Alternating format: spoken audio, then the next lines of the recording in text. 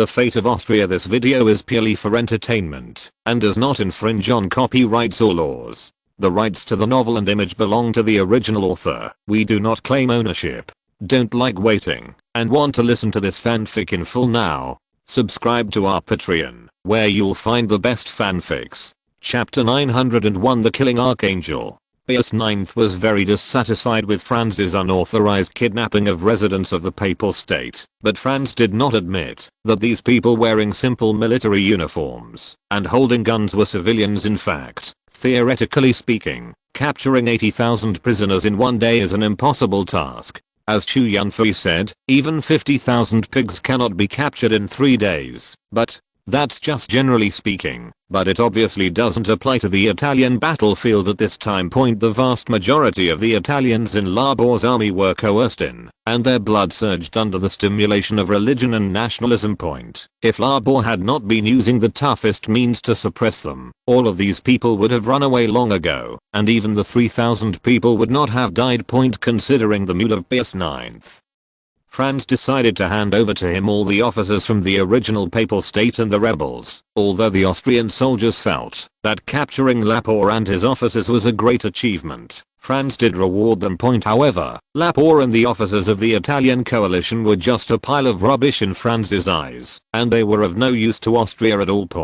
Rather than these gangsters, Franz wanted to catch Garibaldi or be expelled from Italy. But these people were different for Pius IX. They were both traitors and followers of the devil. They were also obstacles to his retaking Rome, and hidden dangers to stabilizing the situation. Franz could also clean up the feudal forces in the papacy, which would help Pius IX complete the centralization of power. In fact, making the Papal States a centralized monarchy would be more conducive to the subsequent operation of the Austrian Empire. In the Barini Valley, a huge airship slowly lowered. It wasn't until the last airship landed safely on the ground that Franz and Albrecht breathed a sigh of relief at the same time. Due to imperfect technology and backward materials science, the Austrian army only uses soft airships. The advantage of this kind of airship is that it is relatively small and flexible, easy to carry and transport, has a wide range of applicable scenarios, is low cost, and is easy to use. That's right. At this time, the huge sky curtain beast in front of Pius IX was actually just a small airship. The length of 20 to 30 meters was only 1/10 of the size of the large rigid airships of later generations. Although soft airships have many advantages, the disadvantages are also not small. For example, safety and stability are not as good as rigid airships. At the same time, landing is also a big problem. Since there is no frame support, it completely depends on the driver's deflation technology. When the airship descends, it needs to release air from the tail to tilt the airship downward to adjust its direction. Once the landing angle is wrong, or the descent speed is too fast, it may cause the boat to crash and kill people. Moreover, it contains a large amount of hydrogen, and if it explodes, the consequences will be disastrous. But Pius IX didn't know that. He was preparing to meet these sky warriors with great expectations. Franz could only advise him to wait at a slightly further distance. For whatever reason, the noble pope naturally has to be more reserved. How can he step forward to greet ordinary soldiers if he wants to respect his identity? In fact, this reason should usually work well, but Pius IX was not a pope who was willing to be ordinary. Archduke Franz, you are wrong. Although as soon as Pius IX opened his mouth, Franz knew what he was going to say. Your Majesty the Pope, mortals need to be in awe. Otherwise, the chaos in Rome will happen again. At this moment, Franz's fallacy convinced Pius IX. The latter felt that he had opened Pandora's box and released all the prisoners in the Vatican, which was indeed a bit ill-considered. Pius IX easily connected with his own experiences and came to the wrong conclusion that he was too nice to people. In fact, His Majesty the Pope made many mistakes, and Franz wouldn't be able to tell them all if he talked about them in detail for 3 days and 3 nights, but allowing it to complete centralization will indeed improve the situation quickly, and it will also be conducive to Austria's continued penetration in the future. However, this does not mean that Franz will reject the British peace agreement. Although it is only a short-term peace, the external environment is too important for Austria at this time point. Moreover, the development potential of the land of the Papal States, or the mountainous areas of central Italy, is too limited. Even today, it is one of the poorest places in Italy. Metternich's previous attempts in Ferrara, Bologna, Ravenna, and Ancona proved that this was a loss-making business. Investments in Ferrara and Bologna can barely recover the cost, while in Ravenna and Ancona it becomes voluntary poverty alleviation. If he really wanted to swallow up the Papal State, Franz would have to prepare another sum of money, and prepare for a larger scale war. Moreover, it will also allow the great powers to focus on themselves, then all their previous efforts will be in vain, and Austria's diplomacy will be in a difficult situation again. But it was different with the Pope as a shield. Franz could turn the Papal States into a source of cheap labor for Austria, and he could also intervene in many events through the Pope. For example, during the Armenian massacre committed by the Ottomans, Franz was able to step in. He could not only save the Armenians, but also find a very reasonable excuse for war. The airship troops that had just landed were still very excited. This was the first large-scale air raid in modern human history. Although the actual results were limited, the reputation was achieved. 50,000 versus 1 million will leave mark in human history. Later historians will repeatedly compare it with the Battle of Thermopylae and rank it as two miracles in human military history. But the airship soldiers didn't know this yet. They only knew that the Pope and the Crown Prince wanted to see them. The soldiers acted very agitated and spoke incoherently about their experiences. Pius IX showed a rare display of great patience and insisted on granting them the title of Archangel. Pius IX's intention was very obviously to win over these people. After all, this was the only heavenly army he had ever seen. But what Pius IX didn't know was that the Austrian airship force was far more than this. There was no other way, because the attrition rate was a bit high, so Franz could only choose to train more. In fact, the Italians encountered this time did not organize a decent counterattack, so it seemed that the airboat troops were overbearing. In fact, the airship at this time is far less domineering than the Kirov airship, and is rather fragile. As long as you are unlucky enough, one explosive bomb can cause a big explosion. The power of an airship explosion is much more exaggerated than that of a hydrogen balloon. Its hydrogen content is equivalent to dozens or even hundreds of hydrogen balloons. As long as there is an explosion, the soldiers above have basically no chance of survival. In addition, because the technology is still relatively primitive, the airship is still powered by a steam engine. The black smoke was not caused by the rear wing being on fire, but caused by insufficient combustion of fossil fuels. However, Pius IX's actions earned the Austrian Air Force the nickname of the Archangel of Killing. Chapter 902 Marching into Rome. Franz brought not only Pius IX this time, but also the monarchs of various countries in China and Italy. Although conservatives in various countries returned to power at this time, and began to attack liberals and nationalists, Franz did not want these people to return to power. After all, foreign nobles were not Franz's capital, and it was easier to control the capitalists. The monarchs of central Italy were also troubled by the persistence of local forces, especially Tuscany, which abolished the death penalty under the inducement of those nobles and politicians. This means that theoretically, even if someone assassinates the Grand Duke, they will only receive a life sentence. At the same time, since torture and labor were abolished, it meant that the murderer could rest in peace in a Tuscan prison, just like the devil who completed 77 murders in Norway. When the law loses its binding force, it becomes toilet paper, especially in the turbulent year of 1848. The cost of killing is ridiculously low, and the prison guards are afraid that the prisoners will die. So a prisoner only needs 5 florins to get the right to go home, and it only costs 10 florins to buy a murderer in Tuscany.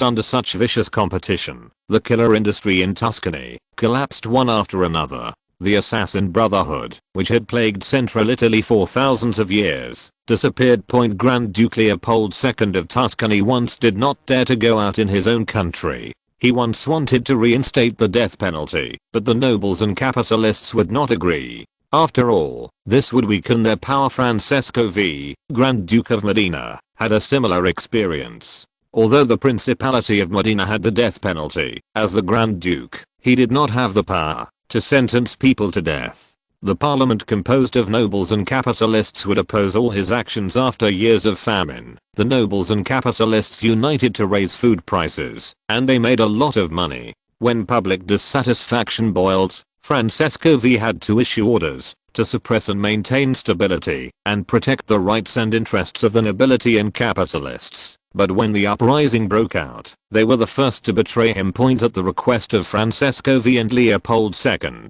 Grand Duke of Tuscany, Franz decided to help them solve the problem. In fact, this is also helping Austria solve the problem. After all, the stronger the local power is, the less conducive it is to Franz's infiltration. As a result, the Austrian Imperial army was divided into two groups. One was led by Franz, and defeated the four countries of Parma, Tuscany, Lucca, and Modena. The other was led by Albrecht and successively recovered the lands of the Papal States, and approached the city of Rome. The monarchs of central Italy returned to their old places in this way, but it was not the glorious return that the conservatives hoped for, but a complete liquidation. Franz didn't want to worry about how to settle the matter, because the monarchs should have more ideas than him. Within the city of Rome, the new Roman Republic was in chaos. They were not recognized by other parts of the Papal States. So the Papal States at this time had dozens of governments, large and small. The long-standing food problem in Rome has naturally not been solved, but before, it was just the civilians who had no food to eat. After they successfully drove away Pius IX, even the new rich like them had nothing to eat. Although Pius IX has been criticized by others, the local government is still willing to provide him with food. The new Roman Republic obviously did not have this weight, and Angelo Nebuti was already scratching his head out of the Mediterranean Sea. But there was no way. It was his final decision to drive away Pius IX, and he proposed it in front of the people and supporters. So at this time, everyone hopes that Angelo Nebuti will be responsible. But now even if he is killed, food cannot be produced. Angelo Nebuti more than once ordered other provinces in the country to transport grain to Rome at all costs, but at this time those provinces did not even have governments, and who would carry out his orders? The leaders of those provinces were also busy fighting for power, and had no time to care about Rome's affairs. At the same time, there was a more difficult matter, which was that Angelo Nebuti thought that the French would help him after he ousted the Pope and established a republican government. After all, they were all of the same kind on the European continent at this time. However, the reality was that the French provisional government did not mention any assistance. Instead, it immediately announced that it was incompatible with the Roman Republican government, not only cutting off diplomatic ties, but also interrupting normal trade. The result is that the already serious famine becomes even more serious. Although the French food is expensive, at least it can give hope to the bottom class. But when the French merchant ships sailed away, the Romans were completely desperate. As for the assistance from the British, it is even more distant. Although the British did not oppose the Roman Republican government as fiercely as the French provisional government, their successive defeats in the Mediterranean naval battles caused them to lose control of the sea and the Mediterranean. Similarly, the supplies accumulated by the island of Crete over the years have also been incorporated into the pockets of the Austrian Empire. At this time, even if the British wanted to support the Roman government, they had no food. As for shipping from the mainland, their domestic economic crisis and food crisis will continue to worsen. At this time, Ireland was in chaos due to a severe food crisis, and there were also signs of unrest in Scotland. Rebellions in Scotland have never stopped throughout history. They have always believed that they should be an independent kingdom, and have been fighting for it. Therefore, the British have a very high tolerance for Scotland. Since the start of the famine, Britain has been continuously purchasing grain from overseas and sending it to Scotland. However, the locals still believe that the English poisoned their potatoes and even asked the British government to compensate them, otherwise they would do it themselves. In addition, even if the British wanted to sell their heads to aid Rome, their distant water could not quench their near thirst unless they transported food from the Ottoman Empire. However, the Ottomans themselves were also suffering from famine, and Majid might not take the risk. Even if Majid was willing to take this risk, it would still take a month with the mobilization capabilities of the Ottoman Empire. On the other side of the ocean, things were going well in the United States. However, at this time, the Americans took advantage of Britain's deep political and economic crisis at home and abroad to make matters worse and once again proposed to rebuild the border after so many years. John Russell became Prime Minister, and he still wanted to do something big. If he really agrees to the Americans at this time, then he will stink. However, due to the chaos at home and abroad at this time, coupled with the destruction of the Mediterranean fleet, John Russell was destined to be nailed to the pillar of shame. Angelina Beauty was not the only one in Rome who was worried. Mazzini, who came all the way from England, was also worried. The latter was excited by the news of the Italian Revolution and the jihad of Pius IX from Britain, and later readily agreed to the invitation of the Roman Republican government to serve as a consultant and honorary mayor, but reality gave him a blow. When Mazzini arrived in Rome, he saw no crowds of people welcoming him, only hungry people everywhere. His supporters were equally gloomy, because even they could not afford to eat. If you're listening to this novel on a channel other than Fanfic World, it means they downloaded and uploaded it without effort. We cordially invite you to visit our channel, Mundo Fanfic Novelos. There you'll find the original version of this story and you can explore many other novels of various genres. We're waiting for you to immerse yourself in a world of incredible novels. Chapter 903 Inside and Outside the City. In Mazzini's imagination, people in Rome should be full of vitality at this time. The streets are filled with golden light, flowers are flying all over the sky, the sound of silk and bamboo orchestras is endless, and there is no pain or sadness. His mistress Mrs. Sang, and adopted daughter Idly, Italian homonym, also had high expectations for Rome at this time, but the huge contrast in reality poured cold water on them. Hunger and despair were like lingering clouds hanging over the city of Rome, and people were sitting all lying aimlessly like puddles of mud. This is completely different from Mazzini's narrative along the way. In fact, he was also very wronged. At first Mazzini only regarded 1848 as an ordinary year, with at most only a few disasters. When the gunfire rang out in Sicily, Mazzini still didn't think the world would change much. However, the world was changing much faster than he imagined. It took less than a month for that insignificant flame to burn across the entire European continent. Everything caught him by surprise. At first Pius IX was still the target they wanted to defeat, but then he became the leader of the Italian nation and launched a holy war to regain the lost territory. This was actually very much in line with Mazzini's ideals, because he felt that the Pope was the most suitable person to carry this banner. He had even personally written to the Pope before, but he did not receive a reply. When Mazzini heard that the Pope personally pardoned him and his followers, Mazzini immediately got rid of the British surveillance and decided to return home immediately. However, he received the news on the ship that Pius IX had become a prisoner and was kicked out, and the Roman Republican government was established. This news shocked Mazzini. But even more shocking, because he had always thought that the unwise people needed the Pope's banner to unite the people.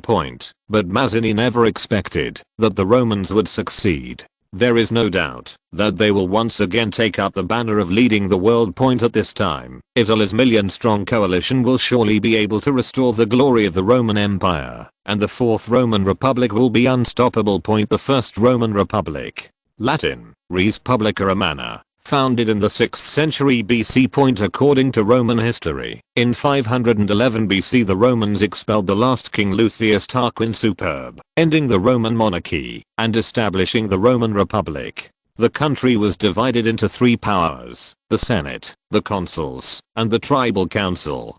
The Second Roman Republic, Italian, Comune di Roma, founded in the 12th century around 1144 AD, under Giordano Pioliani, who led a rebellion against the power of the Pope and secular nobles. They tried to establish a republic in Rome similar to the ancient Roman Republic. Then the Roman Commune, sometimes called the Second Roman Republic, was founded. The Third Roman Republic, Italian, Repubblica Romana, founded in the 18th century. On March 7, 1798, France invaded the Papal States in Rome and established the new Roman Republic. Pope Pius VI was taken to France and died in 1799. In 1799, the Tiberina Republic was incorporated into the Roman Republic. In June 1800, the Papal States were re-established. So what was established at this time was the Fourth Roman Republic. As a result, the Kingdom of Sardinia suddenly withdrew from the war and took sides with Austria, and the millions of Italian coalition forces became hesitant rebels. The British Mediterranean fleet was destroyed, and the French provisional government refused to recognize the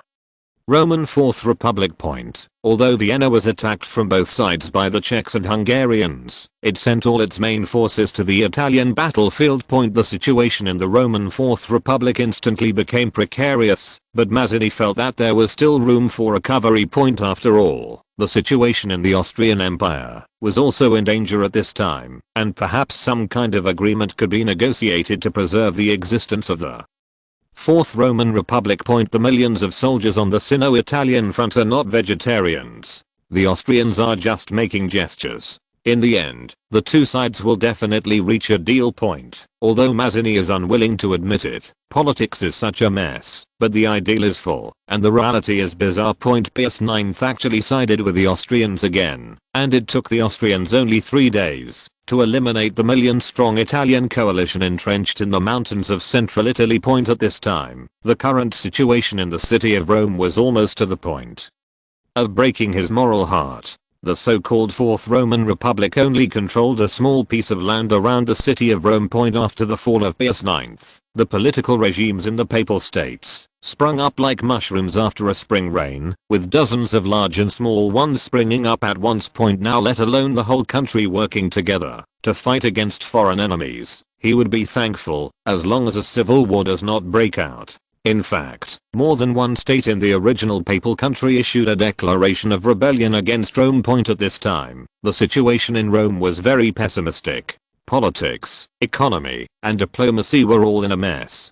Parliament only knew how to hold meetings, but could not come up with a solution to the problem. At present, the Austrians have almost recovered the entire central Italy region, and the warlords in the papal country are definitely vulnerable. How long can a Roman city be defended? But if he, the last national leader, escapes like he did in 1834, the backbone of the Italian nation will really be broken. But even if he doesn't run away, what can he do? Mazzini originally thought that the Fourth Republic of Rome needed an advisor and guidance, as they said, but now it seems that he is more like a scapegoat. Garibaldi on the other side was also very distressed. The battle between the three cities of Feltre, Molestica and Verona was worthy of being recorded in history. But then his team encountered an Austrian advance force near Venice. Due to the small number of the opponent, Garibaldi did not take it seriously at first. Because Garibaldi fought a good battle when he led his Sequoia army to land in Venetia. The Sequoia army attacked the Austrian chasseur camp with less than 300 people and took only prisoners. More than 600 people attended. The Austrian chasseurs have always been the benchmark for combat power in the Austrian army. However, in Garibaldi's view, this combat power is not worth mentioning at all.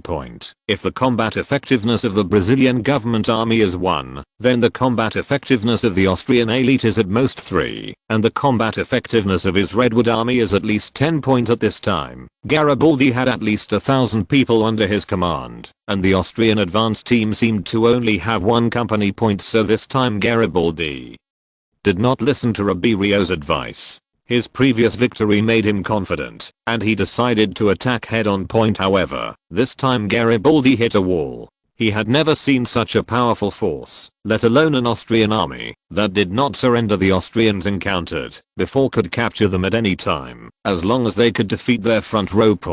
But in this battle, 2/3 of the freedom fighters brought by Garibaldi from South America were lost, and the newly joined battalions suffered even more heavy losses in the end. The entire team lost 1/3 of its strength.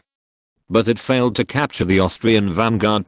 Garibaldi himself was shot, but fortunately he had always been very lucky and only had a piece of flesh shot off his shoulder. Note: Garibaldi's wife is an Indian named Adani Liberio Garibaldi. She took her husband's surname after marriage. In this battle, the Indian warriors Ribeiro brought from his hometown also suffered heavy losses. Ribeiro was not as impulsive as Garibaldi. In fact, She was very calm, even when she lost her relatives at that time. Ribeiro suggested that her husband leave Venetia immediately, because she knew very well that this army was different from any army she had seen before. And Ribeiro had a very strong hunch that this kind of force would not appear alone. However, Garibaldi, who was full of enthusiasm, wanted to return to Verona to mobilize reinforcement. As a result, when they returned to Verona, the city returned to the hands of the Austrians again. This put them into an extremely passive situation. But what was even more terrifying than this was that the name Garibaldi had become widely known for some reason. The Austrian government even offered a huge reward of 100,000 florins for him.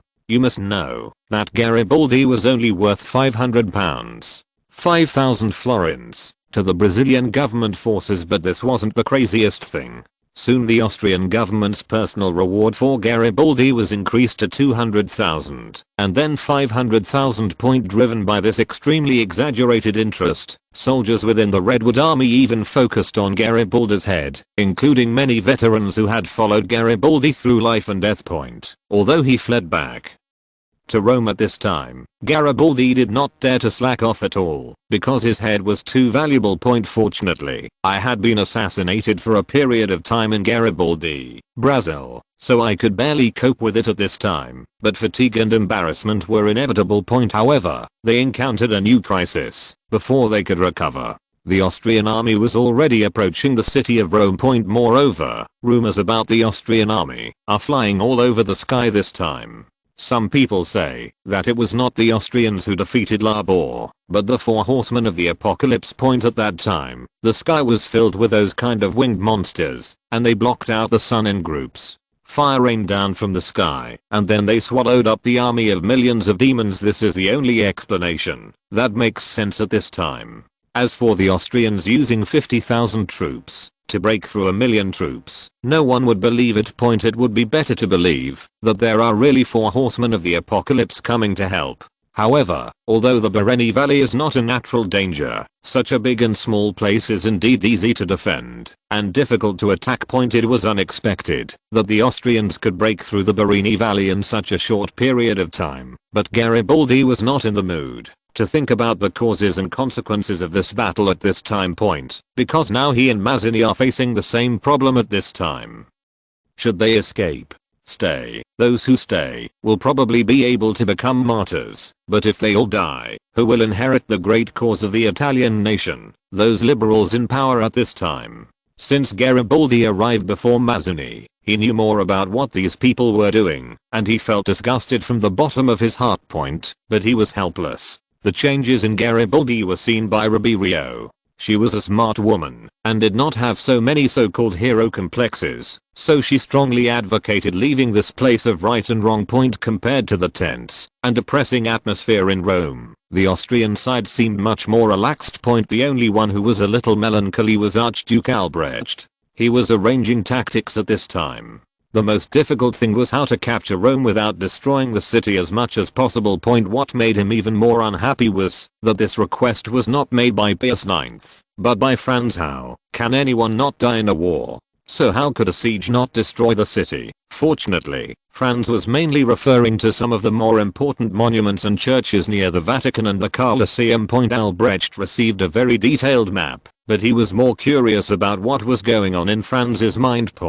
If you have this time, it is better to learn how to get more benefits from the papal state like a politician. Albrecht is not a greedy person, but he feels that this is what war should be like. Conquering citizen territories, eating big chunks of meat, and big bowls drink wine. Franz accepted the peace agreement that did not annex the papal states, which puzzled Albrecht. Why were they fighting? As for the negative return theory mentioned by Franz, Albrecht could not accept it. After all, Russia and Britain were so big, and they had not stopped expanding. There was no emperor throughout the ages who did not want to expand their territory. Everything seemed to have changed when Franz arrived. He opposed the annexation of Serbia and even opposed excessive suppression of the Ottomans. This is now the case in central Italy. In Albrecht's memory, the toughest time Franz was against France was, however, France was the toughest among these countries. He really couldn't understand why a man who dared to steal food from France and poke the anus of the British did not dare to annex the Papal States or venture into the Balkans. Franz really couldn't explain it to him.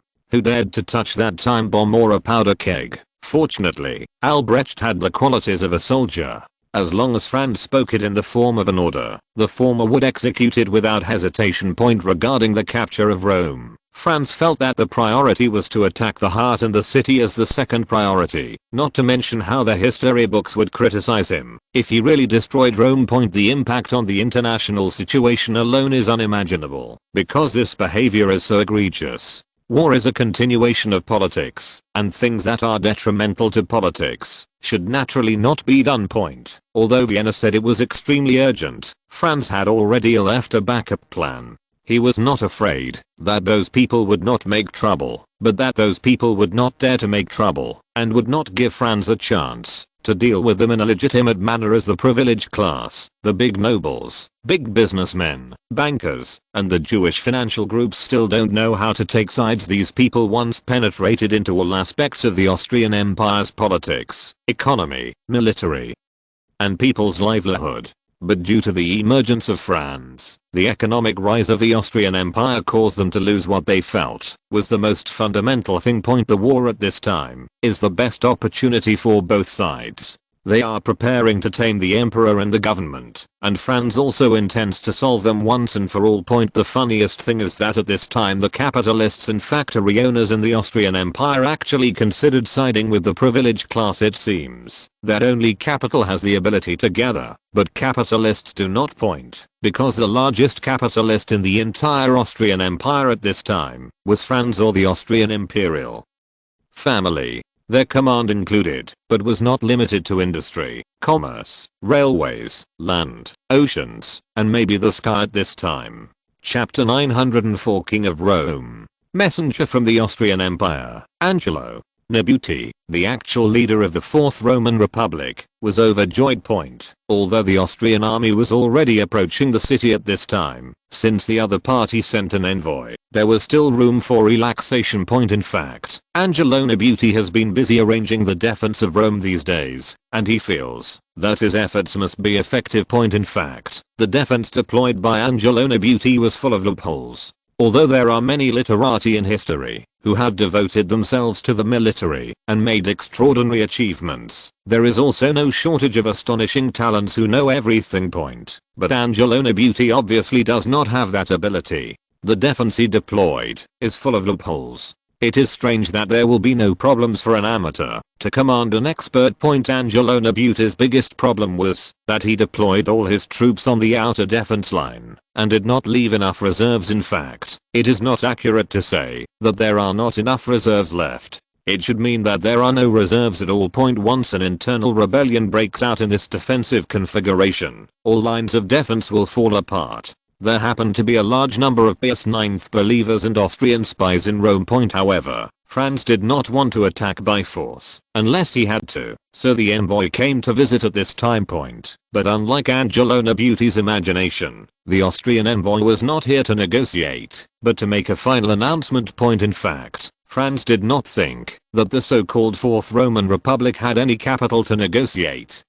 But even if they had the capital, Franz would not let this happen. The so-called final announcement is also very simple. It is still the most commonly used trick in history. Only kill the first culprit. Never ask questions about threats. A great man once said, "Unite the many to defeat the few." This is the best way to divide and disintegrate the enemy, and it is also an eternal truth. So Franz initially changed the target of attack from the entire city of Rome to the Fourth Roman Republic, and then positioned the so-called culprits on those high-ranking officials and backbones. The most important thing is that the Austrian side still holds the excommunication order issued by Pius IX, so he lost the moment Angelo Nebuti and the Austrian envoy entered the door. Because the Austrian envoy only needs to express his intention, then the people in Rome will naturally weigh the interests. Soon people will find that there is no need for them to fight, because they are just being coerced, and Pius IX has already forgiven them. Of course, if this is all, and if the senior officials of the Fourth Roman Republic have some loyal supporters, then the Battle of Rome may still be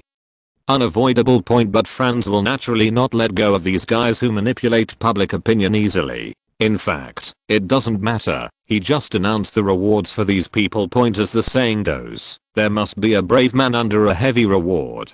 The rewards for the high-ranking officials of the Fourth Roman Republic were quite high, and at least ordinary farmers and ordinary citizens would not be able to spend them all in a few lifetimes. So the battle royale mode started in the city of Rome. The hungry, angry, greedy, and fanatical people screamed and started crazy killings against the backbone elites of the Fourth Republic of Rome. Everything happened too fast and too suddenly. 1 second Angelo Nebuti was rubbing his hands and making plans in his mind, but the next second the accompanying Roman official had fallen into a pool of blood. Angelo Nebuti had no time to stop all this from happening. He only saw the Austrian envoy casually throw away the scroll in his hand, and the Roman citizens and soldiers roared and rushed to the Congress Hall of the Fourth Republic, the former Pope, Rome City Hall. While everyone in the Roman Fourth Republic was busy running for their lives, two people felt very depressed. One of them is Mazzini. To be honest, he has just arrived in Rome on his second day and his butt is not yet warm.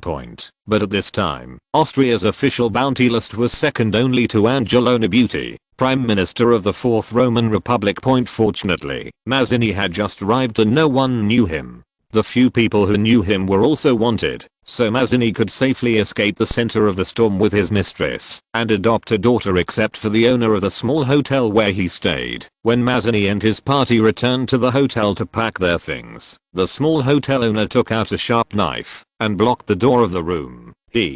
Giuseppe Mazzini, I recognized you at first sight. Hehe, it's time for me to make a fortune today. The fat shopkeeper wiped the corners of his greasy mouth and the uncontrollable drool. Friend, we are all Italians. You can let me go. Mazzini was not panicked, and his calmness made the two women around him feel relieved. But the shining knife was really scary. Hehehe. Let you go? Okay, let your wife and daughter play with me. When I'm in a good mood, we can talk. The wretched shopkeeper weighed the knife in his hand and continued. This time Mazzini had a straight face and said seriously, this, Mrs. Sang is not my wife. You must apologize to my friend and my adopted daughter, HMPH. Why don't I apologize? Boom. Mazzini raised his hand and shot the opponent's skull in pieces. The latter's eyes widened in disbelief, as if to say, you have a gun. Why didn't you tell me earlier? You didn't ask. Mazzini has been hiding overseas for so many years and has many enemies.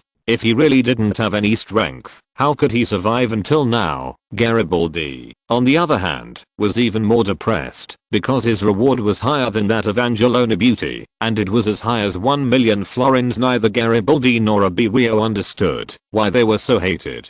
Did they unintentionally offend some big shot, and they and their Redwood army are not as inconspicuous as Mazzini? So they had to take off the Redwood Army's most iconic red scarf. Although the Sequoia Army's combat effectiveness is strong, the Roman citizens and city guards who are not afraid of death are even more terrifying at this time. The most important thing is that the members of the Sequoia Army have also changed their hearts. What are they going through life and death for? For the Italians. Are the Italians going to kill themselves? This is all Garibaldi's fault. He should not have returned to Italy, let alone be on the Austrian blacklist. So what if I could kill Garibaldi? Since the Papal States and the Austrians didn't want him, wouldn't he become a hero? Fuck the heroes of the two worlds. I just need to be my own hero. Many members of the Sequoia Army had completely changed their thinking at this time because they felt that it was not worth risking their lives for those people. However, when they tried to kill their leader, Garibaldi and Urbino were nowhere to be found. In fact, because of her background, Urbino has never trusted any white person except her husband. So, since arriving in Rome, Urbino and the tribesmen he brought secretly dug a tunnel. But Garibaldi, who was hiding in the tunnel, did not feel lucky to survive the disaster at all. All he had was betrayed, fooled and angry, and full of anger with nowhere to vent. On the second day, Roman citizens sprinkled water to clear the streets to welcome the royal army. Pius IX looked at the open city gate and the people lining up to welcome him with some disbelief. He seemed to have returned to the time when people affectionately called him Piano. But Pius IX knew very well that all that was just an illusion. These unscrupulous people in front of him might turn into demons at any time. Perhaps finding mercenaries from Switzerland and Austria is a more feasible waypoint. In fact, the senior leaders of Umbrella Company have already consulted with Pius IX on national security issues, and the latter is willing to hire Umbrella Company as a national strategic advisor, to be responsible for the military and security issues of the Papal State. In addition, Pius IX is also preparing to hire the Royal Overseas Development Company of the Austrian Empire as the economic advisory group of the Papal State, responsible for the economic development strategy of the Papal State. The Austrian Imperial army entered the city without encountering any obstacles. The corpses piled up on both sides of the road silently told the tragedy of yesterday. Franz did not waste a single soldier in this battle, but Albrecht came up with several combat plans, which made the latter very unhappy. So Franz was going to entertain his uncle well in the Eternal City. In fact, Albrecht was not the kind of stingy person, and he was unhappy when he was unhappy, but he fully agreed with Franz's approach. After all, he was prepared for anything. In case Franz's plan failed. There were remedies, however. In Franz's eyes, his own plan could not fail. Human nature is the last thing that can withstand scrutiny. Most people are mortals, and there are only a very small number of people who have lofty ideas and can put them into practice, and it is not easy to overcome the human survival instinct of seeking benefits and avoiding harm. In addition, Prime Minister Metternich's work for so many years was not in vain. The city of Rome was full of Austrian internal agents, and there were even many Austrians in the Fourth Roman Republic. So Franz knew that his plan would succeed. Although the city of Rome had just been baptized by war, the main ones destroyed were modern buildings and residential areas. Those magnificent ruins are still standing, and Albrecht was very fond of the city in front of him, believing that it was as much the origin of Western civilization as Constantinople. Franz was also shocked by the grandeur of the city of Rome, which was completely different from Vienna in style. The ancient grandeur of the city of Rome, especially standing in the center of the ancient Roman arena, really makes you feel like you are dominating the world. This feeling was so wonderful that it almost made Franz get carried away. You must know that after so many years of forbearance, this is the first time that Franz has behaved in a scornful manner in front of others, but this did allow Pius IX to make a decision that he did not regret. The third day, the Pantheon in Rome. Although Vienna is theoretically in danger, Rome is really a magical city, and no conqueror is willing to leave here. Franz received a letter from Archduke Friedrich, who was working on a big plan at this time. Yes, he had already learned the news about the airship unit's victory in the first battle. In fact, Friedrich also had an airboat force in his navy, so he had another bold idea. Capture of Gibraltar. This has been a common dream of all Mediterranean countries for hundreds of years, but due to the dangerous terrain, no country has ever been able to accomplish this great feat. The main reason is that the fleet cannot play a role, and it is very difficult for the army to land on the island. But the emergence of the airboat force has changed this situation, because the airboat can directly attack it without being affected by the shore defense artillery. As long as those coastal defense guns are destroyed, the fleet can approach and shoot at close range to provide cover for the troops landing on the island. In addition, the emergence of the Austrian Marine Corps was also one of Friedrich's sources of confidence. The Marine Corps had previously played an extremely prominent role in Egypt and Crete.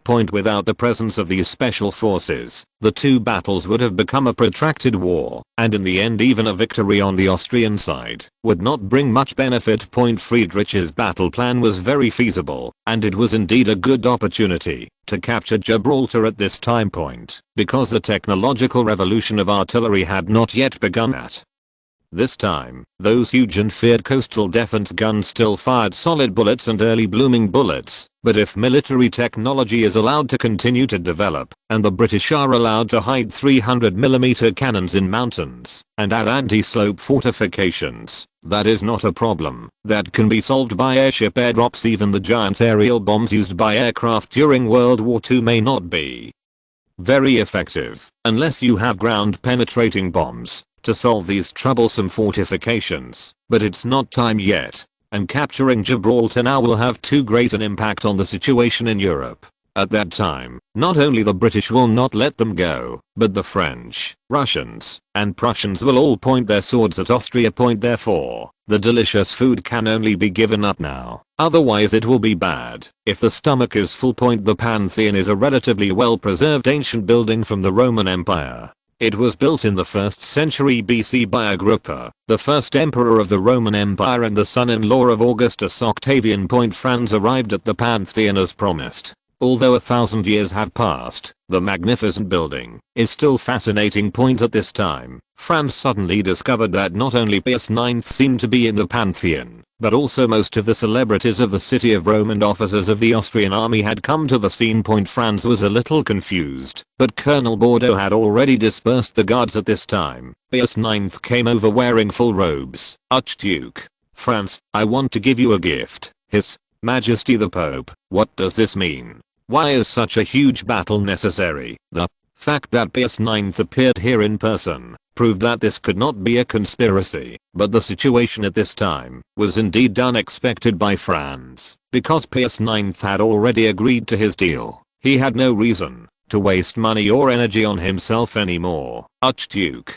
Franz, Brother Orsha has always said that you are a saint. Archbishop Orsha was like that. He always liked to use those exaggerated words of praise. No, Archduke Franz, I think you deserve better. As an emperor who is to serve the world, I think you need this. Pius IX touched the ground with his staff, and random cardinals began to tap the ground with their staffs. A choir boy came over holding a tray with a small crown inside. This is in no way comparable to the collection of the Habsburgs, let alone the Austrian crown, or the crown of St. Stephen.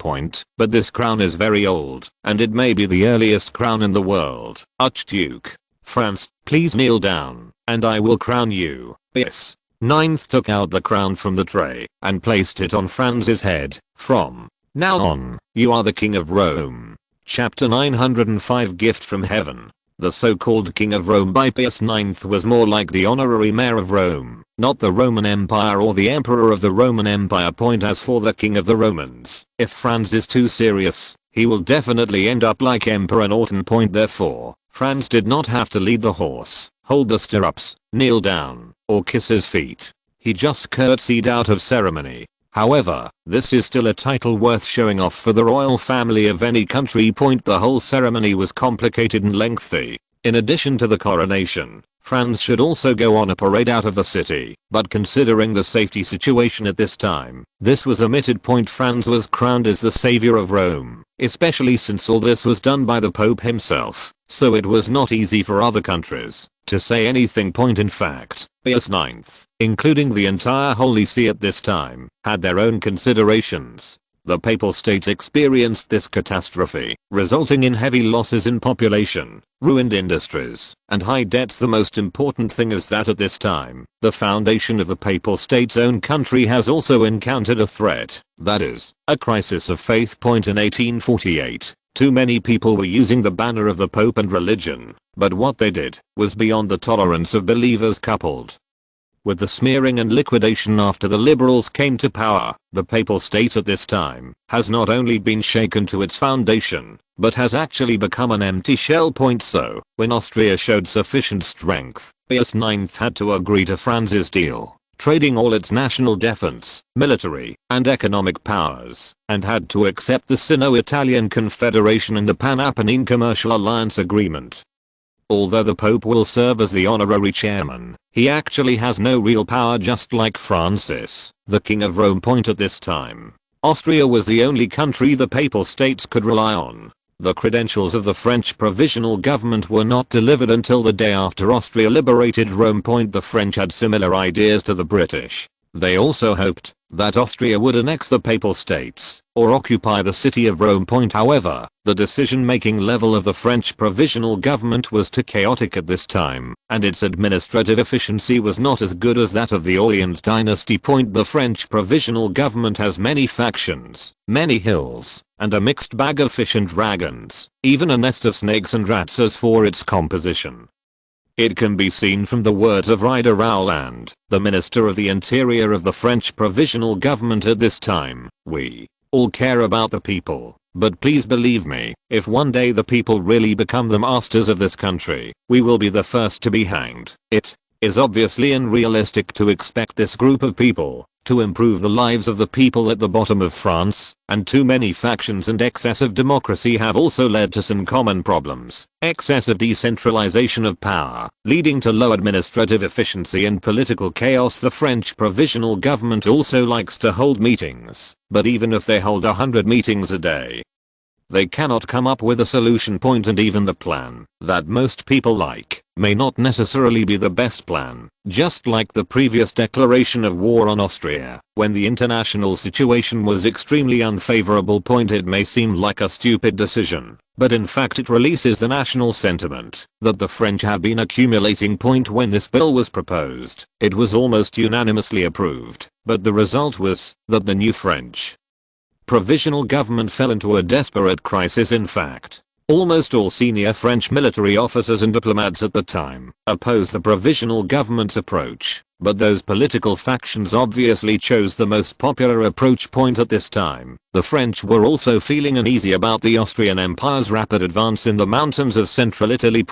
Whether it was the Orleans dynasty or the provisional government at this time, the French never gave up their expansion in Italy. And once the Austrian Empire takes Rome, they will occupy a more favorable position in the Catholic world. But what to threaten the Austrians with? The new navy minister Agra proposed a naval blockade, because the mountains of central Italy were rugged and difficult to navigate, and the Austrians must transport supplies by sea if they wanted to attack Rome.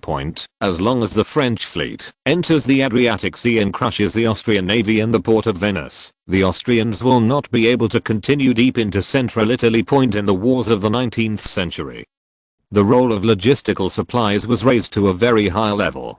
Without food and artillery, the Austrian army could not attack the city, and therefore could not occupy Rome. However, this does not mean that the French recognize the so-called Fourth Roman Republic. Although the French provisional government did not clearly express its position at this time, they actually supported the restoration of Pierre. Minister Agra is indeed very talented, and his vision is also very vicious. This can indeed prevent the expansion of the war and force the Austrians to retreat.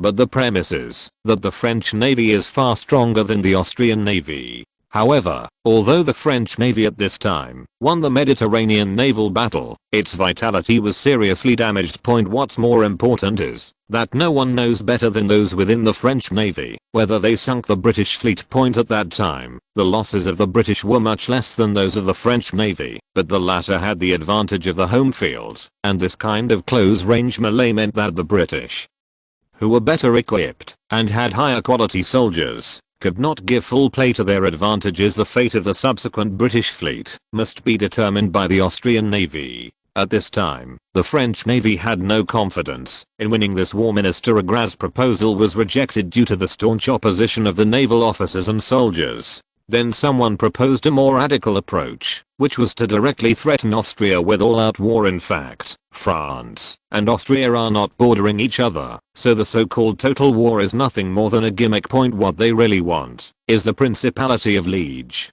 Although the French have a bad reputation here, there are indeed a large number of French-speaking residents living here.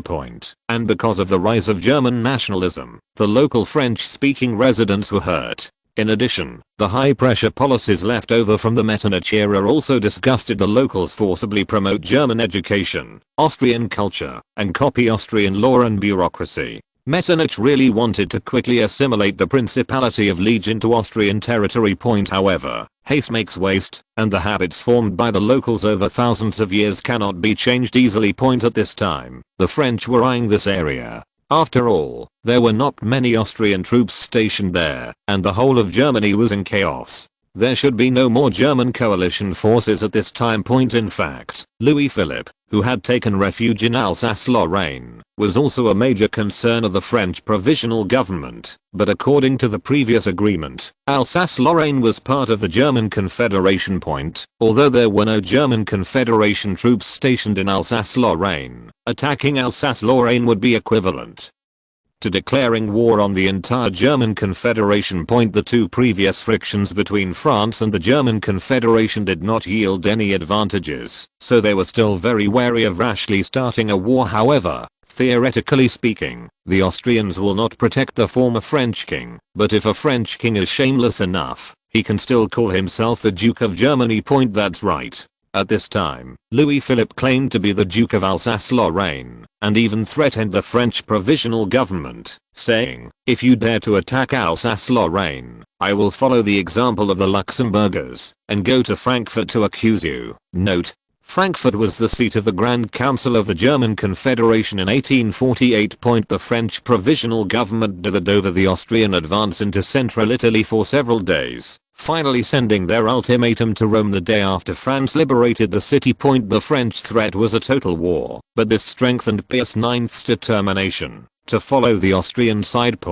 Because judging from the speed of intelligence transmission alone, the French provisional government was several notches behind the Austrians. Secondly, Pius IX had witnessed the strength of the Austrian army with his own eyes. It was not just the Swiss guards who defended the Papal States before, but the Swiss were the most famous French, Spanish, Portuguese, and even Germans. There were all kinds of mercenaries in the Papal States. When the supreme ruler of a country relies on foreign troops to protect his position, the degree of decadence in this country is evident.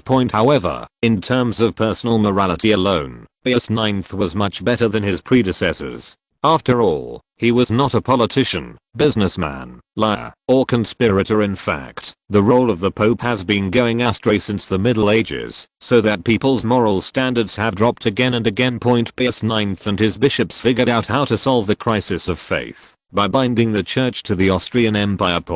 Because the Austrian Imperial Church had risen in this way before, and the wealth of the Austrian Imperial Church at this time was completely unmatched by the Papal State.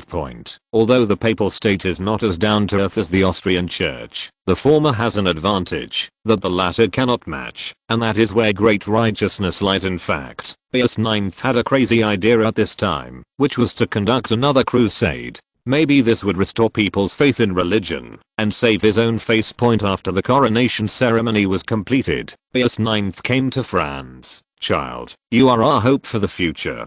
Are you satisfied with this gift?" However, Pius IX did not see any fear or complacency on Franz's face, only calmness. "His Majesty the Pope, when the time is right, I will give you a kingdom of heaven." Heaven. Pius IX suspected that his ears had heard wrongly. Yes, taping heavenly kingdom. Franz's words only made Pius IX smile, and the latter only regarded them as a joke made by the former. At the same time, the French's credentials were delivered to Vienna, and the Austrian imperial government was in a dilemma, because the news of Franz's liberation of Rome had already reached Vienna. However, France's declaration of war on Austria seemed to Duke Fontero and Solomon to be a blessing from heaven.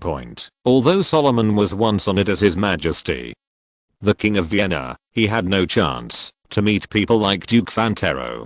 After all, the latter was the real aristocrat. In fact, Duke Fontero had long wanted to meet Solomon Rothschild, but due to the status gap, he could only put on airs. However, today is different from the past. Now they have an enemy that they have to join forces to defeat, the Austrian Empire. In fact, they have done nothing less these days. As the former underground king of Vienna, Solomon naturally had many connections, and due to the long-term chaos in Vienna at this time, many of those gang members had already blended into the German nationalists. Solomon now controls at least 20,000 to 30,000 people, and they are spread across every corner of Vienna. The previous purges of the Vienna government did not destroy much of his power. However, Solomon's power was still not worth mentioning in front of Duke Fontero, who directly attacked the Vienna City Defense Army. As the top nobleman who has been in Vienna for many years, the influence of the Fontero family has naturally penetrated into all aspects of Vienna. This naturally includes the Vienna City Defense Army, the reservation of the nobles. The previous gatherings between the top wealthy families were the layout of Duke Fontero. He wanted to attract as many nobles as possible to join him in causing trouble. However, due to the existence of the Vienna Overseas Company and the loyalty of some nobles, Duke Fontero's plan was not completely successful. But in fact, he had already won over some of them before that, and took advantage of the chaos in Vienna. to kill a group of people. Now Duke Fantero is fully capable of instigating a rebellion of 10,000 city defense soldiers. This kind of regular armed force is not comparable to gang members and militiamen. The city defense force not only had infantry, but also cavalry and even artillery. Duke Fantero also went to war and fought for the Austrian Empire. However, the great nobles have their own unique way of fighting, which is to listen to music, eat red wine steak, and sit in an absolutely safe area to watch the war process. This was a common gesture among the great nobles at that time. People like Archduke Karol, who would actually go to the front line to command, were simply rare. And a leading commander like Prince Andrei Bolkonsky, one of the protagonists of War and Peace, will only exist in novels. But this does not mean that Duke Fantero is a loser. In fact, he has a very profound study of the art of war, and he also understands the importance of artillery in the wars of the 19th century. The walls of the Hofburg Palace are not thick, but even a wall as thick as Constantinople cannot withstand the bombardment of modern artillery. Although the Royal Guard in Vienna has been expanded several times, it is still impossible to block the attack of tens of thousands of people. And the key to it all will end with the capture of Emperor Ferdinand. Some people may have hesitated before, but with France's assistance at this time, Duke Fantero believed that most people would agree with his approach. Although the expansion of the Royal Guard has brought about an increase in combat power, it has also given the great nobles an opportunity to extend their hands. The Fantero family has placed internal agents in it. After the two sides fight, the descendants of the Fantero family and those who have received favors from the Fantero family will turn against them. When the time comes, the internal and external cooperation will definitely capture the Hofburg Palace. At this time, Duke Fantero could already imagine Emperor Ferdinand I crawling under the stool in embarrassment, exposing his fat buttocks. Duke Fantero was still hesitating whether to kick his butt with his left foot first or his right foot. This is a problem. At this time there was a knock on his door. Chapter 906 Avengers. Duke Fantero felt a little strange. After all, it was so late and theoretically no one should bother him. However, in this troubled time, strange things can happen, and the other party's way of knocking on the door is absolutely correct. In fact, such great nobles are very careful even in their own homes. There is a reason why their families can continue to be glorious for hundreds of years. Who's out there, master? It's me, Duke. Fantero let out a sigh of relief when he heard the voice of his butler. What's the matter, sir? There is an envoy who calls himself Mr. Kossuth and has something very important to talk to you about. The butler said apologetically that Duke Fantero understood very well. After all, this kind of thing was thankless, and he was not the only butler in the family. If he was unhappy, his future would be over. Duke Fantero smiled knowingly. Only by making everyone respect and fear him can his life be stable. As for Kossuth's envoy, he must have important matters at this time. Since he has already voted for the Hungarians, he must be more polite. However, as soon as Duke Fantero opened the door, he was kicked hard in the crotch. Although Duke Fantero is old, he still reacts very strongly to being hit hard on key parts. However, the visitor didn't take Duke Fantero's feelings into account. He pushed him down and then touched him. Although Duke Fantero was suffering unprecedented pain at this time, he did not scream. He just gasped and said, 100,000 florins will buy my life. I swear on the honor of the Fantero family that I will never pursue this matter. But the few uninvited guests didn't pay attention to Duke Fantero's words. They were just looking for something on their own. Seeing that the other party did not respond, Duke Fantero could only grit his teeth and continue. Listen, you wretches. No matter who sent you here, you are all dead. If I die, you are dead. No one in this world can protect you. No one can withstand the wrath of the Fantero family. 1 million florins. You greedy devils. 1 million florins. One of the masked men stopped what he was doing, and Duke Fantero shouted loudly when he saw something was going on. 1 million. But the only answer he got was a sneer. HMPH. There are so many. I don't know how many lives you can buy me. The masked man's tone became colder and colder, and even though he was wearing a thick mask, Duke Fantero could feel the strong murderous intent. Duke Fantero suddenly felt that something was wrong and wanted to move his body with his hind legs, but it was too late. The masked man stepped on Duke Fanta, then he took off his mask, which revealed a face that was half intact and half distorted. The twisted half of his face was covered with worm-like scars and exaggerated sutures, making him look like a demon from the abyss. This face was right in front of Duke Fantero, who showed fear for the first time, but it was obvious that he was just scared and disgusted, and did not remember anything. This made the owner of the twisted face even more angry, but he was soon relieved. How can a big shot like you remember little bugs like us? The masked man took out his pocket watch and looked at the time and said, "It's still early. We have time to talk. Let me tell you a story." The masked man fell into deep memories. Once upon a time, there was a little boy. His father was a minor nobleman. After graduating from university, he stayed in Vienna for more than 20 years and finally filled the vacancy and became a low-level clerk. In fact, what he calls scribes is just scribes, but they have a formal establishment. Although life is not as it should be, the family can still survive. However, something unexpected happened, and the little boy and his sister were playing and having fun in the downtown area. At this time, a carriage rushed into the downtown area. Many people were knocked down and crushed to death by the carriage along the way. This included the boy's sister, who could have been avoided. The masked man's face became even more distorted, and his fingers dug deeply into the ruined half of his face, scratching out bloody traces. But she came back to save her brother, and the little boy was at a loss to see his sister with her internal organs squeezed out. At this time, the damn carriage came back again. My face was ruined at that time. Duke Fantero immediately started to sweat on his forehead, because when he was young and frivolous, he really liked to ride horses in the city. At the same time, he was also an admirer of ancient Rome, and especially liked to drive a chariot and enjoy the pleasure of repeated crushing, but he still quibbled. The horse got out of control. "It's not my fault. It was the driver." The masked man grabbed Duke Fantero's face and looked at it carefully. "I didn't admit my mistake.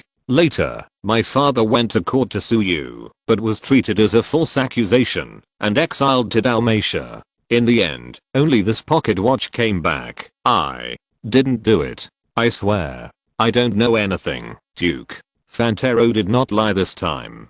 After all, how could such a big thing alarm Mr. Fantero? He could just handle it for the next steward, not even the housekeeper under the Austrian Empire's ordination system. The Fantero family could get dozens of places every year, so many people asked them to volunteer to do some dirty work. In addition to money and the so-called national justice, we also have some personal grudges. Duke Fantero except for me, almost everyone here has been favored by you and your family. The masked man pointed at one of the short and thin people and said, "He was imprisoned for 18 years, just because he held the coffee cup with his left hand. He was even charged with holding the coffee cup with his left hand. The arrest warrant is still in his house." The masked man pointed at another person. "He forcibly fried a tree." The masked man scratched his head. "What kind of tree is this? White? Birch?" The masked man smiled at Duke Fantero and said, "The kind that even a knife can't penetrate. Whoever you say is guilty, and whoever you say has committed a crime is guilty of that crime." This family lives under a dam, and a certain gentleman of yours blew up the dam just to see the flood. Of the 32 people in his family, he was the only one who survived. Do you think money and lives are still important to us? Duke Fantero was already sweating like rain at this time, because this was an order he personally gave. But it was not that I wanted to see the flood, but that I was in a bad mood that day. My carriage was very bumpy in the rain and mud, but the passers-by were actually laughing. Later, Franz moved the officials' residences below the dam in the hope of preventing such incidents from happening. Of course, he was also shocked by the corruption and incompetence at the end of the dynasty, but several years had passed by then, and all Franz could do was find survivors to compensate, and a chance for revenge. Franz does not necessarily ask them to do these things. If there are people who are so open-minded that they can let go of everything, Franz will only bless them. Chapter 907 Extraneous Problems. But if they can't let go of their worldly grudges, Franz is willing to give them a chance. Duke Fantero knew that it was impossible to convince this group of people, so he immediately looked at the butler who had been following him for many years. "Herman, What have we done to you all these years? You actually betrayed me. You used to be just a wild dog. If I die, you will be a lost dog." The old butler turned to Duke Fantero and said in a very respectful tone, "Master, do you remember my two granddaughters?" Duke Fantero seemed to have some impression. His grandson had mentioned to him before that he seemed to be an outstanding graduate of the Royal Academy for Women in Vienna and was originally going to work in the government. However, it has long been a common practice for the great nobles in the royal family to compete for people, so after graduation, they were sent to work in the Fantero family's industry. Later, his grandson couldn't control himself, but the matter was over.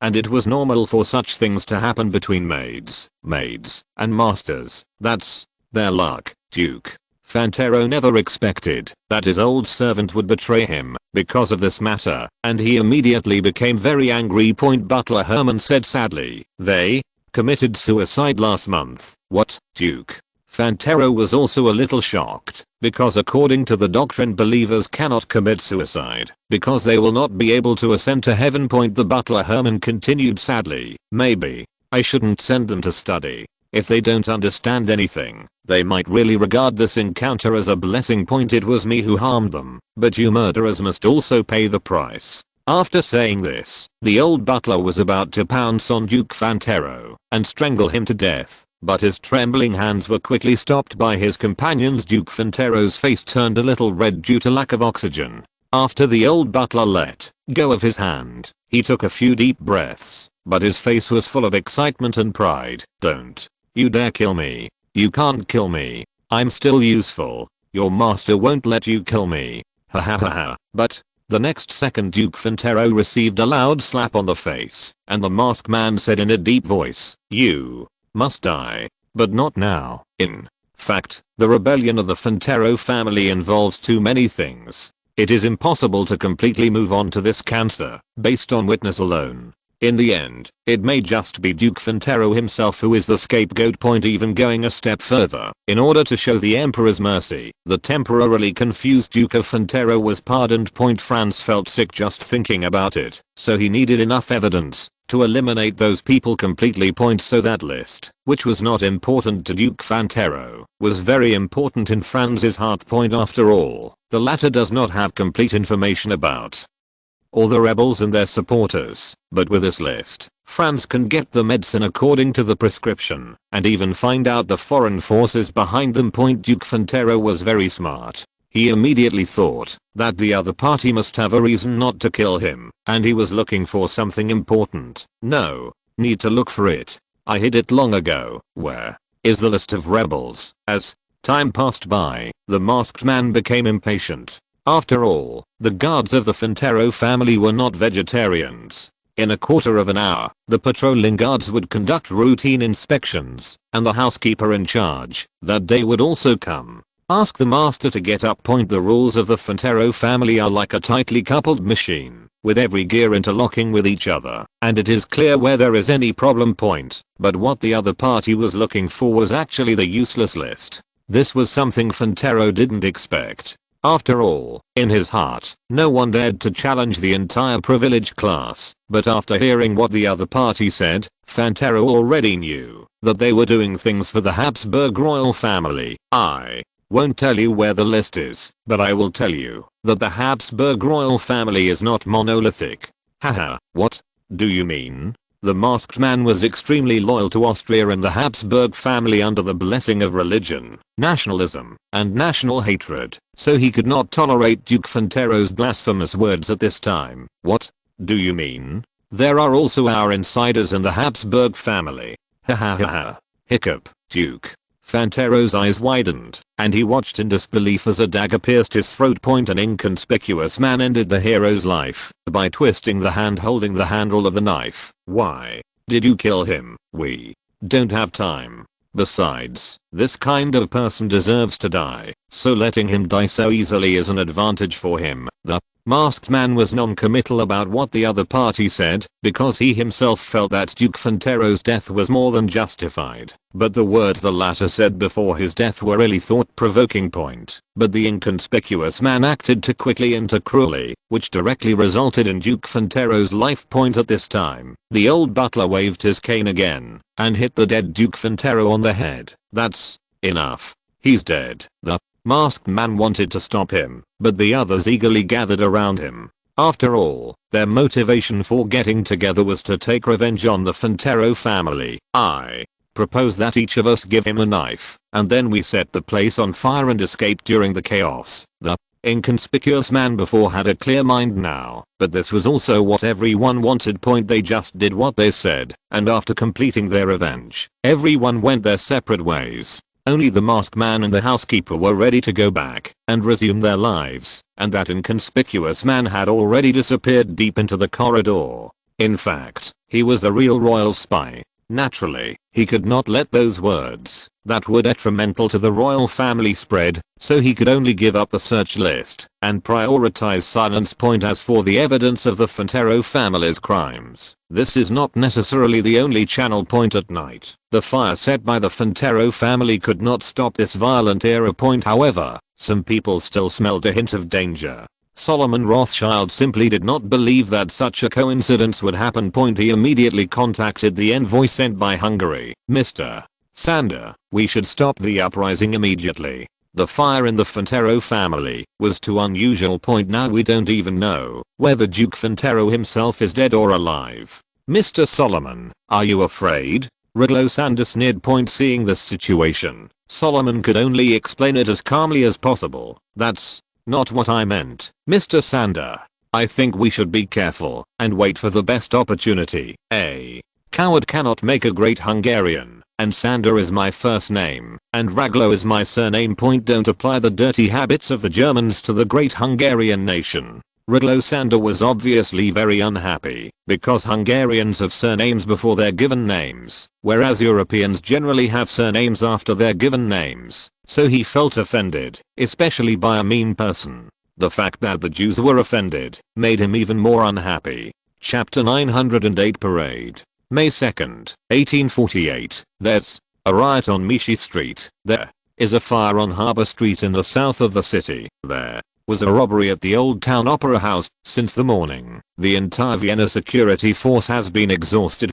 Everyone had an ominous premonition that the security forces were being stripped away from the central area bit by bit, but they were subject to some orders that had to be executed. The most central area of Vienna has become the area with the weakest security force at this time. Dozens of large and small civil organizations in the north of the city are gathering here, but there is no power to restrict or supervise them. In fact, they shouldn't have gathered here, but suddenly dozens of organizations changed their original plans within a few days, and even the original leaders of some organizations disappeared. Most of these people were coerced, and each of them was asked to bring more people on board.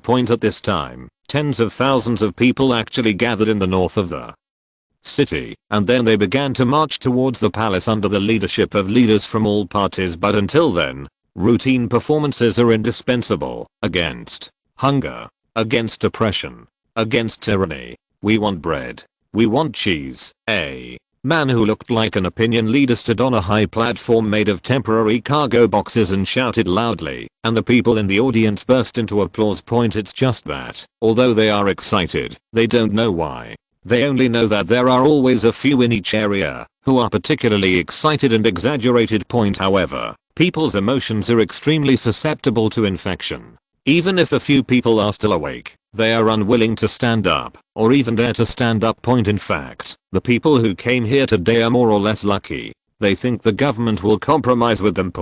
If the government could open warehouses to release grain, their lives would be much easier, and it is not as if the Vienna government has done so in the past few years. It would be better if they could send some more money, but what they want is not cash for work Although the wages of government projects are high, they are often accompanied by high-intensity physical labor. It would be better if you don't have to work and still have money. Point of course, there are some people who really want to follow the example of the Parisians and overthrow their national government, and these people are also the most active part of them. Point however, more people are pretending to be passionate, but in fact they are watching with cold eyes. At this time, they stand with these idiots, and they just need to use their flesh and blood to pave the way for themselves towards the Hofburg Palace. We want to convince the emperor. We want bread. We want cheese. We want bread. We want cheese. The marchers swaggered through the city, but at this time there was still no team to stop them. The remaining small group of gendarmes and policemen could do nothing, even if they were discovered. Jan Brax is a young police officer who cannot ignore the chaos.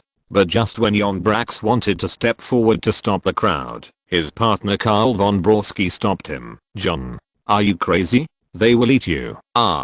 You going to let me sit back and watch? Look at the direction they are going. John Brax was ashamed and angry at his companion's behavior, but Karl von Broski acted very calmly. I saw it. They were going downtown. Jan Brax was even angrier. You know where the city center is? In addition to the Imperial government there is also the palace. Do you want to sit back and watch them attack the palace? Subvert the Imperial government? It's not like this has happened before. It's better for us to stay away.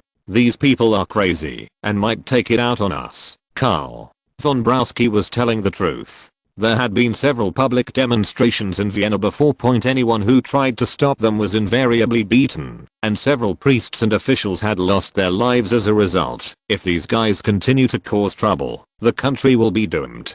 They will only make things worse. When Prince Metternich was here, at least our country was at peace. The government would distribute relief grains, and prices were considered stable. Look, after Metternich left, how many prime ministers and cabinets have been changed in one term? I can't even remember. Are the big shots really incompetent? I think it's these bastards' fault. The prime minister and the cabinet will be changed if they say so. Sardinia and Medina want to take a bite. The Hungarian barbarians dared to rebel. If they hadn't messed up the government, would these flies and mosquitoes dare to make trouble? Jan Brax said righteously, and Karl von Broski shook his head. So, what can we do? In the eyes of others, you and I are just sesame seeds and mung beans. Then, I have to stop them too. Don't go and die.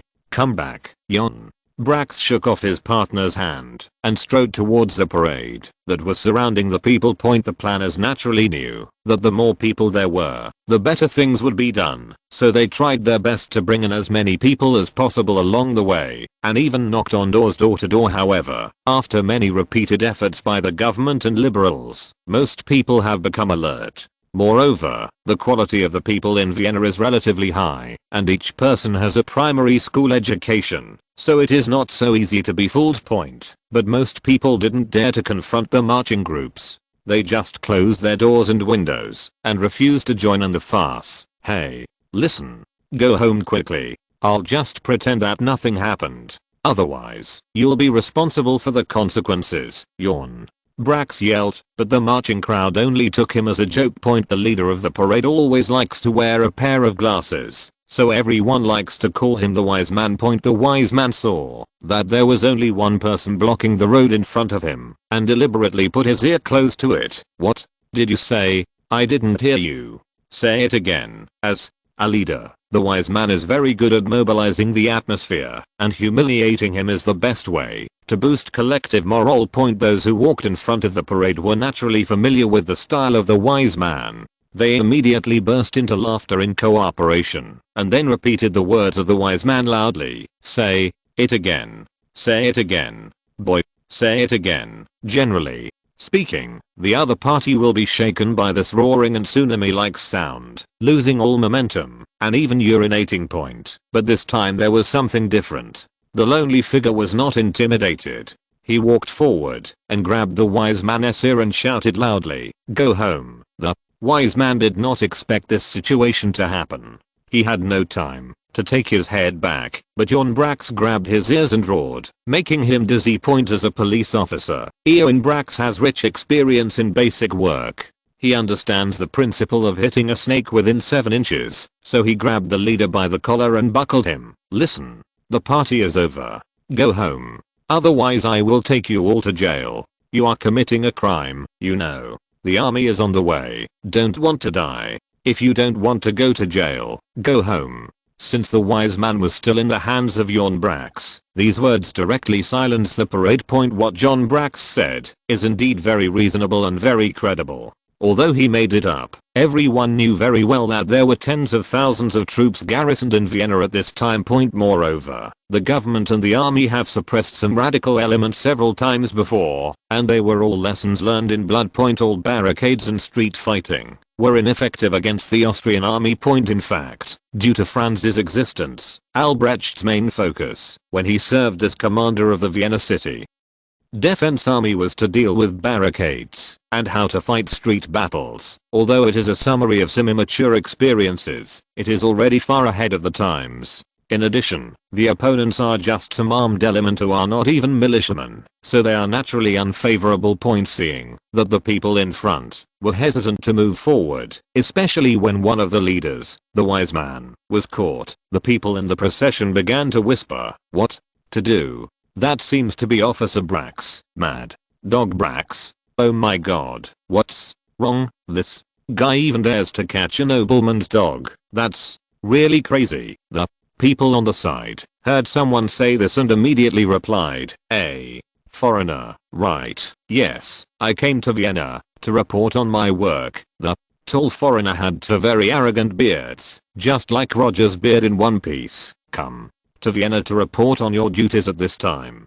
Are you out of your mind? The country and the royal family are going to be ruined, so why are you reporting on your duties? Rebel against us? Popular? Drink something spicy, just like the Parisians. Parisians have no food to eat." The tall foreigner said expressionlessly, "Really? Or not? Don't lie to me. I've heard people say that, as long as the decadent old dynasty is overthrown, all of us can live the same life as the emperor. I can eat as many pig trotters as I want, and drink cabbage soup every day. His Majesty the Emperor may not be able to handle pig's trotters. As for cabbage, it doesn't seem to be a palace delicacy. After all, the Czechs, Italians and French don't like cabbage very much." The tall foreigner said as he recalled, "You're pretty well researched. I understand a little bit, but what should we do now?" The tall foreigner suddenly asked, and the answers from the people around him were very straightforward. "Watch the show. We will listen to whoever wins. Yes, this way we won't suffer any loss. But what if what that little police officer said is true? It's okay. The law does not punish the public. Moreover, the Austrian government always singles out those who lead the trouble, so we don't need to be afraid. Yes, you're guaranteed to make a profit. Occasionally, you can even smash a few stores and make a fortune." Ha ha ha ha. Jon Brax failed to stop the parade because the real big shots behind them couldn't wait, let alone a minion. There was a gunshot from nowhere, hitting the wise man in the chest. The wise man vomited a few mouthfuls of blood in disbelief and slowly fell down. It is unclear where and who the shot was originally aimed at. In the face of sudden changes, Officer Jon Brax's decision was still very correct. That is one word: unfortunately. This police officer's daily job is to walk around the streets, and there are not many people in the team behind who really want to avenge the dead wise man. As a result, Officer Jon Brax escaped without incident. A few seconds of heroism could not change anything, and the parade continued to move forward. In fact, these people are just cannon fodder. According to the intelligence of the Fantero family, the Royal Guard is fully capable of resisting the attacks of these ordinary people. After several expansions later, Lieutenant General Mocha's city defense force was the main force in conquering the Hofburg Palace. They would launch a surprise attack on the palace on the pretext of the royal massacre of civilians. In order to ensure nothing went wrong, Lieutenant General Mocha brought all the artillery in the armory of the city defense army. In fact, even with the help of artillery and rebels, Lieutenant General Mocha's more than 10,000 city defense troops were not sure of defeating the equally well-equipped Forbidden Army point. But Lieutenant General Mocha was full of confidence at this time because everything was under his control. Regarding the fire at Duke Fantero's house and the disappearance of Duke Fantero, he thought it was a good thing point, especially since even Solomon Rothschild has disappeared. After he captures the Hofburg Palace and captures Ferdinand I alive, the Hungarians will at least make themselves a duke point. No. You just need the title of prince. Lieutenant General Mocha sat confidently in a tall tower in the distance and watched everything that was about to happen. It was impossible for the Forbidden Army to compromise. They were ready for battle, and their artillery was facing the direction of the street point from the perspective of the Forbidden Army. This was entirely their duty, but from the perspective of the marching public, it was a completely different story point. The latter came to reason, but the former pointed cannons and bayonets at them. Then the gun accidentally went off, and the angry people began to storm the palace point. When the fight between the two sides is almost the same, Lieutenant General Mocha will personally clean up the mess, and he also has a trump card point. Everything seemed to be running according to his script, but suddenly a white line blocked the parade point. Those were the disabled veterans of the Invalides in Vienna, but they did not have any weapons in their hands. Only crutches and armchairs. The veterans were neatly dressed, hanging their medals and ribbons on their chests, with solemn expressions. Although he has been away from the battlefield for many years, his momentum has not diminished at all. The parade was forced to stop again. Some of them didn't know how to deal with these old bones. Look at these old bones. They can fall apart if the wind blows. Are you here to touch the earth? The leaders wanted to make some jokes about the veterans, but the atmosphere was frighteningly cold. The citizens of Vienna still have great respect for these veterans who have fought for their country, and no one wants to make fun of these people who are not afraid of death. As mentioned before, the economic situation of the Austrian Empire at that time was very bad, so the soldiers who could enter the Invalides had truly experienced a narrow escape. Otherwise, they can only receive a meager pension and return to their hometown to fend for themselves. Go back. Go home. Be a loyal person. There will be bread. There will be cheese. Our country will get better and better. The Italians have surrendered. Pius IX also made Archduke Franz King of Rome. This war is nothing more than a conspiracy by some careerists who have deceived His Majesty the Pope. Now those people have been punished as they deserve, and His Majesty the Pope is on our side again. Go home. Archduke Franz's army is already on the way. Chapter 909 National Tragedy. The marching crowd became noisy again, and the news from the veterans was obviously inconsistent with what the former knew. What? The Austrian army conquered Rome. It should be said that it is liberation. The tall foreigner corrected. How is this possible? Doesn't it mean that Austria is currently suffering from internal and external troubles? The Italian battlefield has been beaten to pieces, and Marshal Radetsky's beard has been burned. Yes, I heard that the Hungarians invaded Pressburg and committed a massacre. Not only that, the Bohemians are rebelling too. There are only a few hundred of them. What happened to the hundreds of people? Hussite only had a few hundred people back then. Didn't they also defeat the Holy Roman Empire's coalition forces and abandon their armor? But no matter what, the confidence of the marchers was once again shaken. In fact, when Franz was crowned King of Rome by Pope Pius IX in Rome, the information reached Vienna immediately.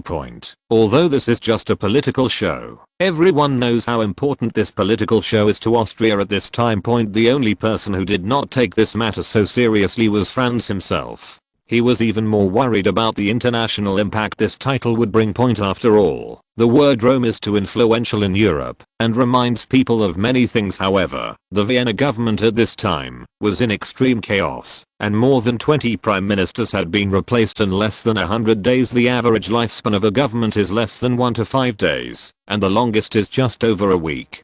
The direct consequences of such frequent changes of leadership include confusion and poor communication of information. In addition to the government, there were different opinions within the royal family on Franz's coronation. Madame Sophie and Archduke Franz Karol naturally thought this was a good thing. The former is ambitious and naturally likes Franz's title to be as long as possible, while the latter is just looking at the expression of excitement and happiness. As for Ferdinand I, he had no problem with it. To be honest, he didn't like this mess at all, and he knew very well that he still had a few months to retire. However, the conservative Grand Duke Louis and Queen Anna were very dissatisfied. Because Ferdinand I was still on the throne at this time, whether a crown prince had the right to obtain titles from other countries still needs to be discussed. They even moved out of Salic due to fierce internal disputes. The news of Franz becoming king of Rome was repeatedly delayed. The veterans of the Invalides knew the news entirely, because the herald who was responsible for delivering the order had acquaintances in the Invalides. It was not in Franz's plan that disabled veterans appeared on the streets at this time. After all, he did not want these people who had shed blood for the country to make unnecessary sacrifices in their later years. In fact, conspirators such as Lieutenant General Mocha and Duke Fontero knew that Franz had won a great victory in Italy. But because of this, they had to launch this coup immediately. After all, Archduke Franz never liked them very much. Nobles moreover, once Franz comes back, he will have an unparalleled reputation, and the power of the royal family will once again overwhelm the nobles. By then, they may have to face a situation where people are fighting for their own good. However, they were not completely impatient. According to their estimation, even if Franz set off immediately, as soon as he sent back the message, he would not be able to bring the entire army back to Vienna within 2 or 3 days. In addition, in order to ensure victory, they also sent people to destroy several key railways and bridges. In fact, in their minds, it would be best if they could blow up Franz to death on the way back and then put the blame on the Italians. The successive appearance of the police and veterans seriously affected the morale of the marchers, and some people inside had begun to retreat. Lieutenant General Mocha naturally cannot allow such a situation to happen, but there is no need for him to go into battle personally. The leaders of the parade knew very well that they were in the business of losing their heads. The big shots might be forgiven, but if they failed they would be doomed. They had no sympathy for disabled veterans, and gunshots rang out again. As the crowd screamed, a veteran fell straight down. However, the neat queue of veterans did not disperse, and no one scurried away with their heads in their hands. The veterans didn't even look at their fallen comrades. Gunshots rang out again, and another veteran fell in a pool of blood, but they still had no intention of backing down. People may have panicked at the first shot, but the gunshots rang out one after another, and the marchers soon discovered the location of the gunman. A lame veteran raised his crutch and pointed at the gunman, but he didn't say anything. Suddenly a veteran sang the Austrian national anthem. It was their youth, their pride, and the greatest achievement of their lives. After the parade, only the corpses of the veterans were left on the ground. The tall foreigner watched all this in silence. He just silently saluted these warriors with a military salute, and then disappeared with his men into the bloody streets. Gunfire, artillery, explosions, and screams continued to come from the distance, and Lieutenant General Mocha put down the red wine glass in his hand. "It's our turn. Today we will become the masters of Vienna." The adjutant carefully took off Lieutenant General Mocha's scarf like a waiter, and wiped away the food residue from his mouth. In the city defense camp, Lieutenant General Mocha said to the soldiers in great sorrow, "Our royal family and our government have taken off their cloak of kindness and revealed their ferocious side. It saddens me to look at the compatriots and innocent citizens who are being massacred by the royal guards. Down with Austria.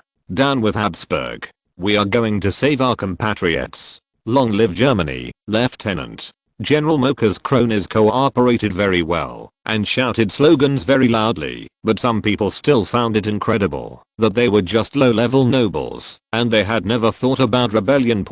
But with Lieutenant General Mocha and his cronies around, this group of people could only remain silent. Lieutenant General Mocha still expects this group of people to work hard, so naturally he cannot allow the existence of grasshoppers. Just now I received an order from Emperor Ferdinand I. He asked me to kill all the nobles without titles in the city.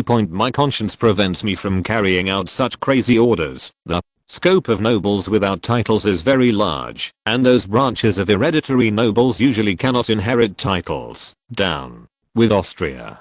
Capture Ferdinand I alive." The knife was already hanging on his head. At this time, when he heard the instigation of Lieutenant General Mocha's men, those people had no choice but to join Lieutenant General Mocha's team, and shouted slogans accordingly. Threats and fear alone cannot fully mobilize people's enthusiasm. Lieutenant General Mocha knows this very well. So Lieutenant General Mocha promised that, as long as the Hofburg Palace was captured, this centuries-old palace could be looted.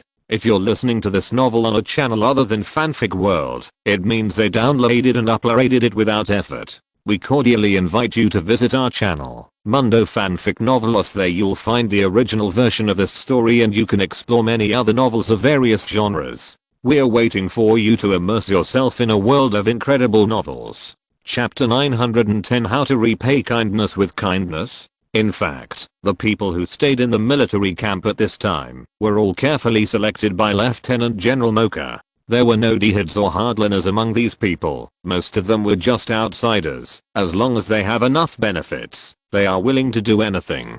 Only such people can ensure the perfect implementation of his plan. Lieutenant General Mocha's 10,000 troops advanced toward the palace. In order to get to the palace as quickly as possible, he had already sent artillery and other heavy weapons to a warehouse not far from the palace. In addition, in order to increase the success rate as much as possible, he also asked the messenger to go to the Hofburg Palace to deliver a message and tell the Imperial army that he was here to help quell the rebellion. However, Lieutenant General Mocha had to stop just as he was halfway through the journey, because the purgatory-like scene on the street at this time made it impossible for him to walk any further. The team that had just tried to storm the palace had been completely wiped out. It was completely wiped out in the true sense. There was not a single living person left. Every corpse had been stabbed, or had been shot in the chest or face, or be pierced by a bayonet. The corpses were so densely packed that one even suspected it was a massacre. Lieutenant General Mocha should have been excited because he could perfect his lie. But at this time, Lieutenant General Mocha only had fear in his heart, because as a soldier, he knew very well that his army would never be able to do this. It caused so much damage in such a short period of time, but he didn't have time to feel it all. Lieutenant General Mocha could only gamble now, betting that the trump card would let him enter the palace gate. However, as a series of violent explosions sounded, Lieutenant General Mocha's warhorse threw him to the ground. The muzzle of the gun appeared in the windows of the shops on both sides of the street, and countless shotguns shot out. Such a close distance made it impossible for the soldiers to avoid it. The moment the iron bead was shot into the human body, a ball of brilliant blood mist bloomed on the street, which was particularly brilliant under the sunlight that pierced the dark clouds. Lieutenant General Mocha was beaten to pieces at this time. Before he could figure out the situation, the second round of attacks began. Countless rockets fell from the sky. His team could not escape in the narrow streets. Some people wanted to escape into the shops on both sides, but what awaited them was an even denser rain of bullets. The gunmen had already been ambushed in the shops on both sides, and they were using new rifles that had not yet been delivered to the large forces. Such an efficient offensive method is undoubtedly the Austrian army. One of our own. Don't shoot. Some people had reacted and shouted immediately, but in response they were met with a more merciless rain of bullets. Explosions, gunshots, and screams were heard all the time. The bloody attack lasted for half an hour. Lieutenant General Mocha stared blankly at the streets that had now turned into purgatory. Suddenly, neat footsteps sounded, accompanied by melodious military music, and neatly lined up Austrian soldiers appeared on the street. Due to the national style, the Austrian military music also sounded a bit melodramatic. The sound of neat footsteps sounded like the roar of a giant beast to the ears of these rebels who had just experienced shelling, making people feel downright frightened. Some of the rebels who could still stand up tried to escape, some tried to surrender, and some tried to explain, but they only received bullets in response. After another quarter of an hour, the Austrian soldiers began to strike again, and they did not let go of any corpse. At this time, the tall foreigner had changed into a general's uniform, and his beard was still curled up exaggeratedly on his lips. General, hey no. Lieutenant General Mocha is still alive, and he wants to see you. The messenger was very excited. After all, catching the Lieutenant General was a great achievement, but Julius Jacob von Haynor spat hard on the ground. How come this bastard always survives to the end? Bring him here, soon. Two soldiers brought Lieutenant General Mocha over. At this time, half of Lieutenant General Mocha's face and hair were singed, one leg was wrapped in a thick bandage, and his left arm was drooping. Seeing the other party in such a mess, Haneo finally breathed a sigh of relief. "You traitor, don't you want to ask me why I want to kill you? Those who incited the mob to rebel just now have already asked me." Haneo asked and answered himself. No comment on the order from above, because Henor was a Hessian and the illegitimate son of a German nobleman and a Jew. He was rigid and did not know how to adapt, so he was very unpopular among the aristocratic circles of the Austrian Empire. Lieutenant General Mocha is just the opposite. He is born with an all-round personality and has a good skin that is harmless to humans and animals. Why are you here? This is the biggest question in Lieutenant General Mocha's mind. He clearly has a script, and everyone is acting according to his plan. According to the plan, Hanon's troops should still be cleaning up the mess in the mountains of central Italy at this time. I arrived 3 days ago, but the troops entered the city in batches, and the communication with the Forbidden Army was not smooth, so I could only use 1/3 of my troops to deal with you. 1/3? Well, I brought back 60,000 people. And as long as the battle starts, the troops outside the city will enter Vienna within 3 hours. You can't win. Hainaud's tone was full of disdain. He hated these guys who were eating nothing but corpses. But even so, he hesitated when he received the order to annihilate the rebels. After all, this was not in line with the style of Austria and the Habsburg family. However, Franz said, if we let these rebels go every time, how should we treat those loyal people? Will their blood be shed in vain? There is an old saying in the East that is often taken out of context. How can you repay kindness with evil? Now it's time for those guys to pay with their blood. Henor still respected Franz very much, especially after the Brescia incident. The historic Brescia incident earned Henor the nickname the Hyena of Brescia. In fact, in the Brescia incident, the Italian priest colluded with the rebels to massacre the Austrian wounded soldiers in the church first, and Henor led the troops to besiege and refuse the enemy to surrender. However, due to various historical factors, the priests and rebels who treacherously massacred wounded soldiers in churches became heroes, while Henor, who wiped out the enemy for revenge, became synonymous with cruelty. In this life, the war went very smoothly after Franz arrived in Venice, and most of the wounded soldiers were taken care of by the wartime hospital established by Franz. Most of the remaining wounded soldiers were treated by professional doctors. This mainly refers to private doctors in private clinics. During the war, Franz specially recruited all doctors, so Franz felt that this tragedy would not happen, but history always has its inevitability. When passing by Brescia, a group of wounded soldiers entered the church to pray, praying to the priest to let them live in God's residence for a moment of peace. However, what they got was betrayal and eternal sleep. The passing Hainaut tribe immediately besieged the church after learning the news, but this time the person who gave the order was not Henor, but Franz. The Brescia incident in history was entirely the incompetence of the Austrian Empire's propaganda machine. This time Franz must make him a hero. Chapter 911 Kill. In fact, the Brescia incident is not difficult to clean up, or there is no need to clean up at all. It is enough to change the perspective of looking at things from an Italian perspective. It is natural to praise those priests and guerrillas who violated morality and faith and massacred Austrian wounded soldiers, but from an Austrian perspective, this should not be done at all. Although there is no Geneva Convention at this time, the massacre of wounded soldiers in a church should definitely be condemned. However, in history, the propaganda machine of the Austrian Empire was too overwhelmed, which led to a reversal of the reputation of this incident. Franz would not make the same mistake. After so many years of operation, Franz has a strong publicity team, which can provide complete one-stop service from reporters, editors, publishers and printing houses. There are many disadvantages to such a complete system, but the advantage is that it is extremely stable, and others cannot destroy it, even if they want to. Franz knew the importance of first impressions. So he determined the Brescia incident at the first opportunity, that is, a forced and just revenge. The Austrian army faced shameless betrayals and sneak attacks, demons, and apostates who had taken refuge in the abode of God.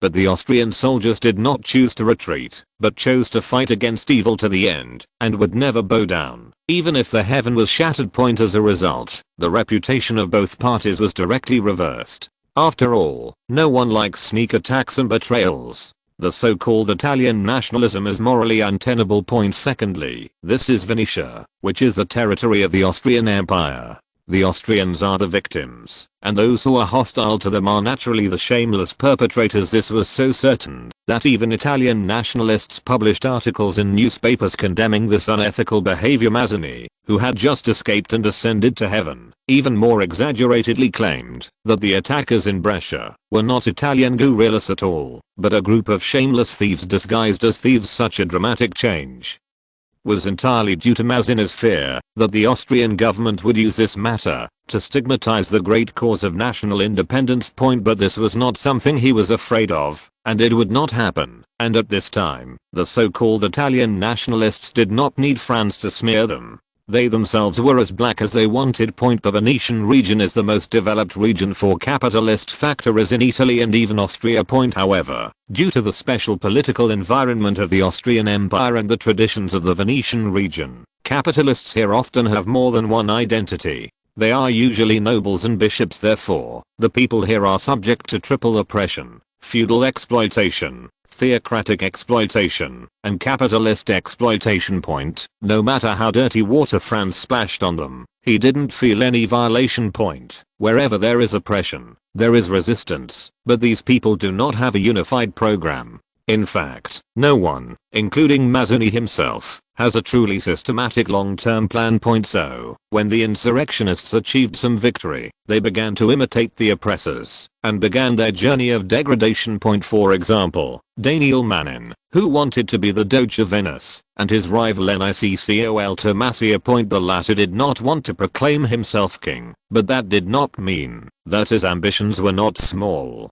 He hoped that Venetia would be incorporated into the Kingdom of Sardinia, and then manage the area as the Venetian governor of the Kingdom of Sardinia. Bishop Cosel even planned to create a new religion, and serve as the new spiritual leader of the Italian nation. Ambrose, this name is definitely considered prestigious in the Austrian Empire, and the future heir of his family, Luca Ambrose, was one of Franz's childhood companions. This kind of honor is not something that every local noble can have the opportunity to possess. However, this family that manages theocracy always wants to make multiple bets, and is on the wrong team at critical moments. It was a joke to restore theocratic rule in the 19th century. Even Pius IX, who was the Pope, could not do it, let alone their small theocratic family. The Ambrose family holds multiple episcopal seats in Italy and controls several wealthy dioceses, but those parishioners want to go to heaven, not to die.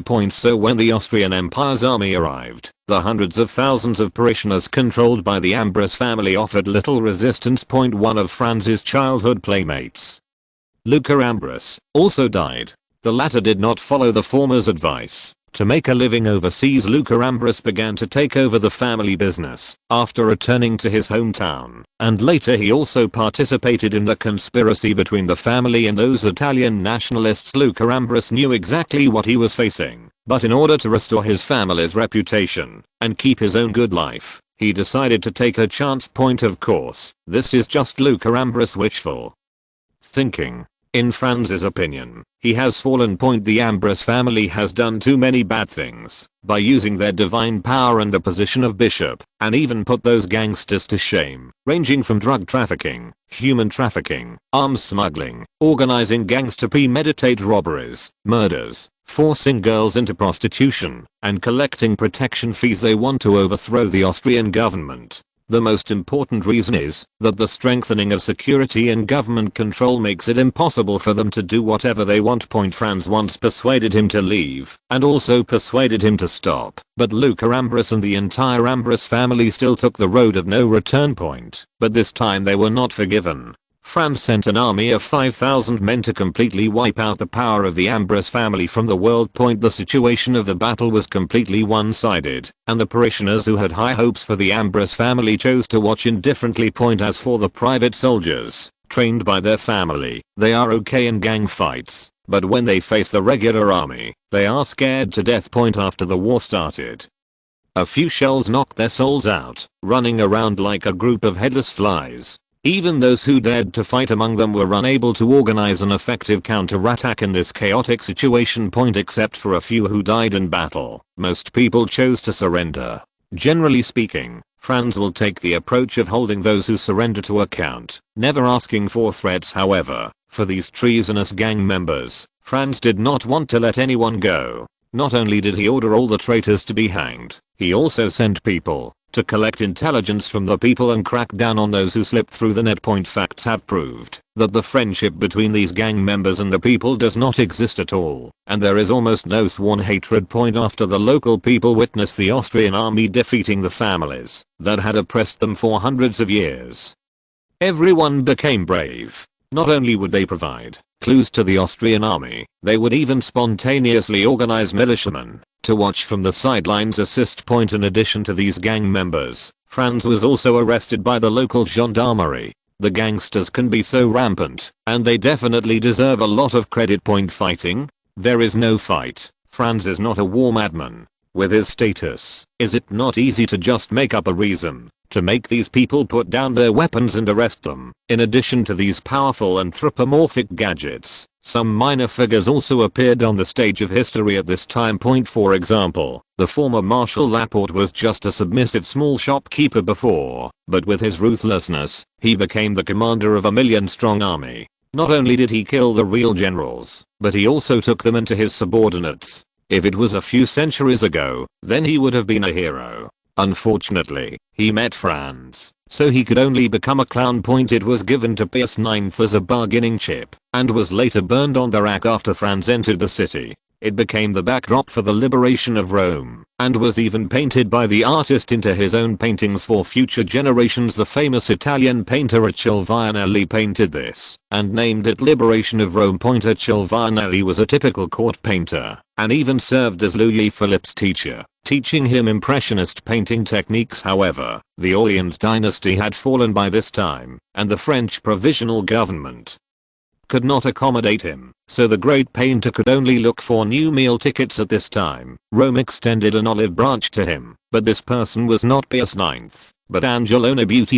After Angelona Beauty was captured, he also became one of the backdrops for the liberation of Rome. Pius IX also specifically ordered the executioner to be tied up with iron chains and simmered over a low fire. In this way, the great painter Achille Vianelli failed to witness Angelona Beauty's restoration of the glory of Rome, but instead witnessed its destruction. Enrico Cernici, nicknamed Little Robespierre. However, he did not have the talent and learning of Robespierre. He studied law, but failed in many trials. In addition, he had no strong connections, and could only work in a sugar refinery. After the outbreak of the Great Rebellion, Enrico Cernici incited workers to riot, and established the People's Court. Their principle was simple: whoever had money would be judged, and whoever did not pay, would be guillotined.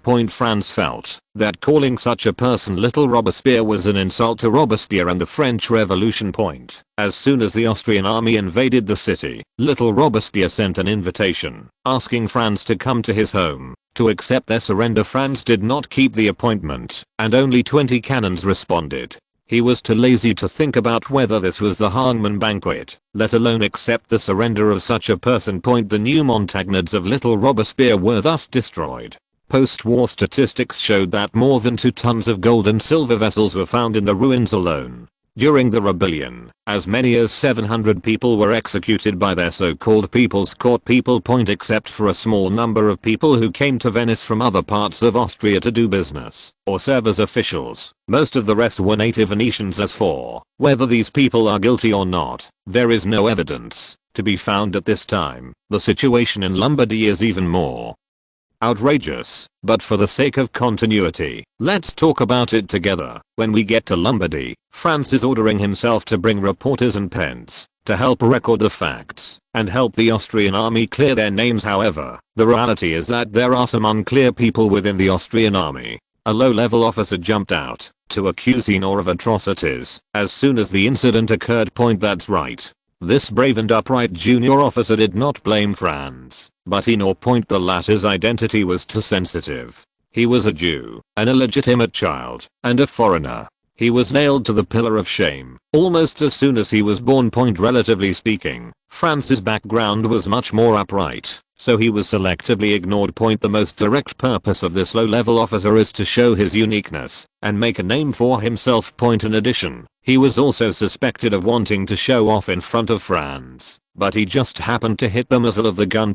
First of all, he can't get away with being accused of collaborating with the enemy and treason. Secondly, slandering the nobles and smearing the image of the army is enough for him to drink. As for the next fate of this little man, Franz was not prepared to ask about it. However, sometimes there will be unexpected joys, even though there is no intention to do it. Before even being interrogated, this little guy revealed that he was an informant placed by a big shot in Vienna, who was placed next to Franz. Along this line, Franz easily eliminated a large number of unstable factors lurking around Franz, but Franz didn't feel too big about catching such a big fish, because they would die soon. On the contrary, Julius Jacob von Hainaut, who had a great reputation in history and was known for his cruelty, became a little frightened. Archduke Franz, is there something wrong with us killing everyone like this? Franz looked at the fierce-looking man in front of him and sighed. The executioners of Erard, the Huguenots of Brescia and the Habsburg Tigers have this much courage. However, Franz couldn't tell Hainaut how terrible his reputation was in later generations. Even Schumann and Grant, who burned the city in flames, regarded it as synonymous with cruelty. During the Civil War, Schumann, the commander-in-chief of the Union Army, ordered Atlanta to be burned down, and all the elderly, women, and children who could not be evacuated were burned alive. And ordered the soldiers to kill anyone who dared to put out the fire and escape from the city. Perhaps God couldn't bear to look at such atrocities, and heavy rain extinguished the flames. However, Schumann did not care about the so-called providence. He ordered the soldiers to set fire again, and it took more than a week to completely destroy Atlanta, the industrial center of the southern United States at that time.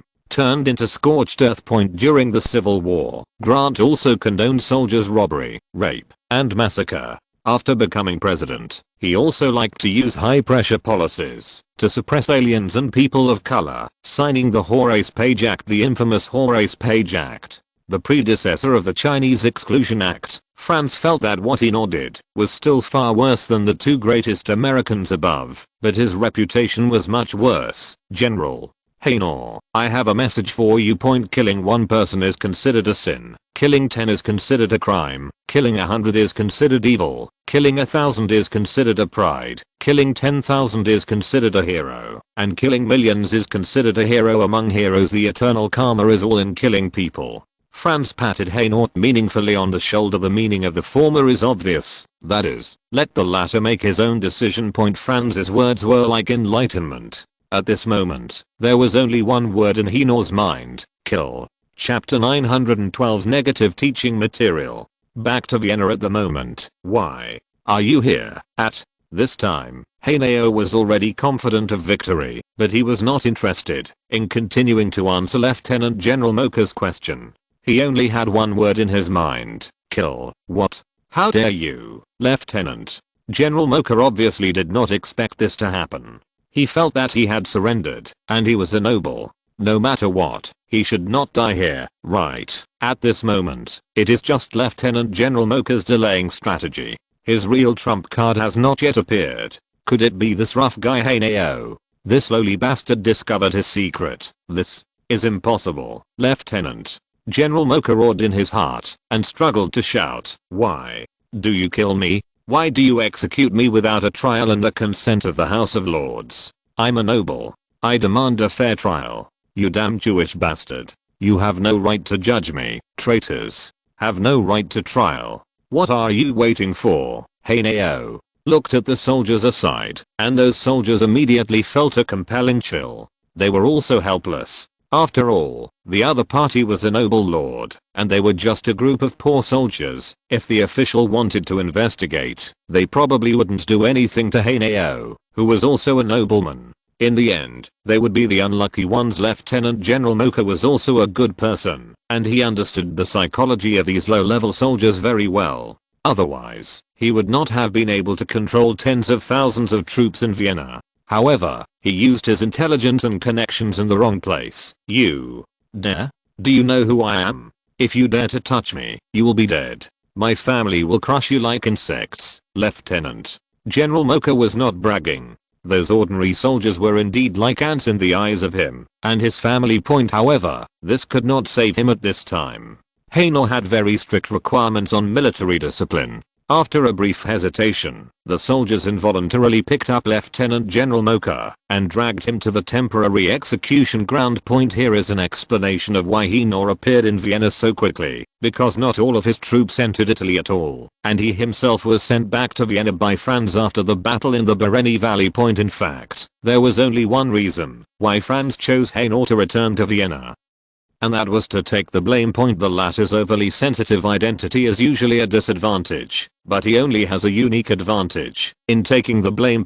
Jew, illegitimate child, foreign visitor. Every identity makes it easy for people to associate some bad things with it. Yes, this responsibility can only be shouldered by Hainaut, and he is the most suitable candidate. Archduke Karol and Albrecht knew that Franz wanted to liquidate the old Vienna nobility, and they were very supportive of it. They were even willing to sacrifice themselves to complete this great cause. Franz doesn't have the courage to shoulder his crime, but they are not suitable.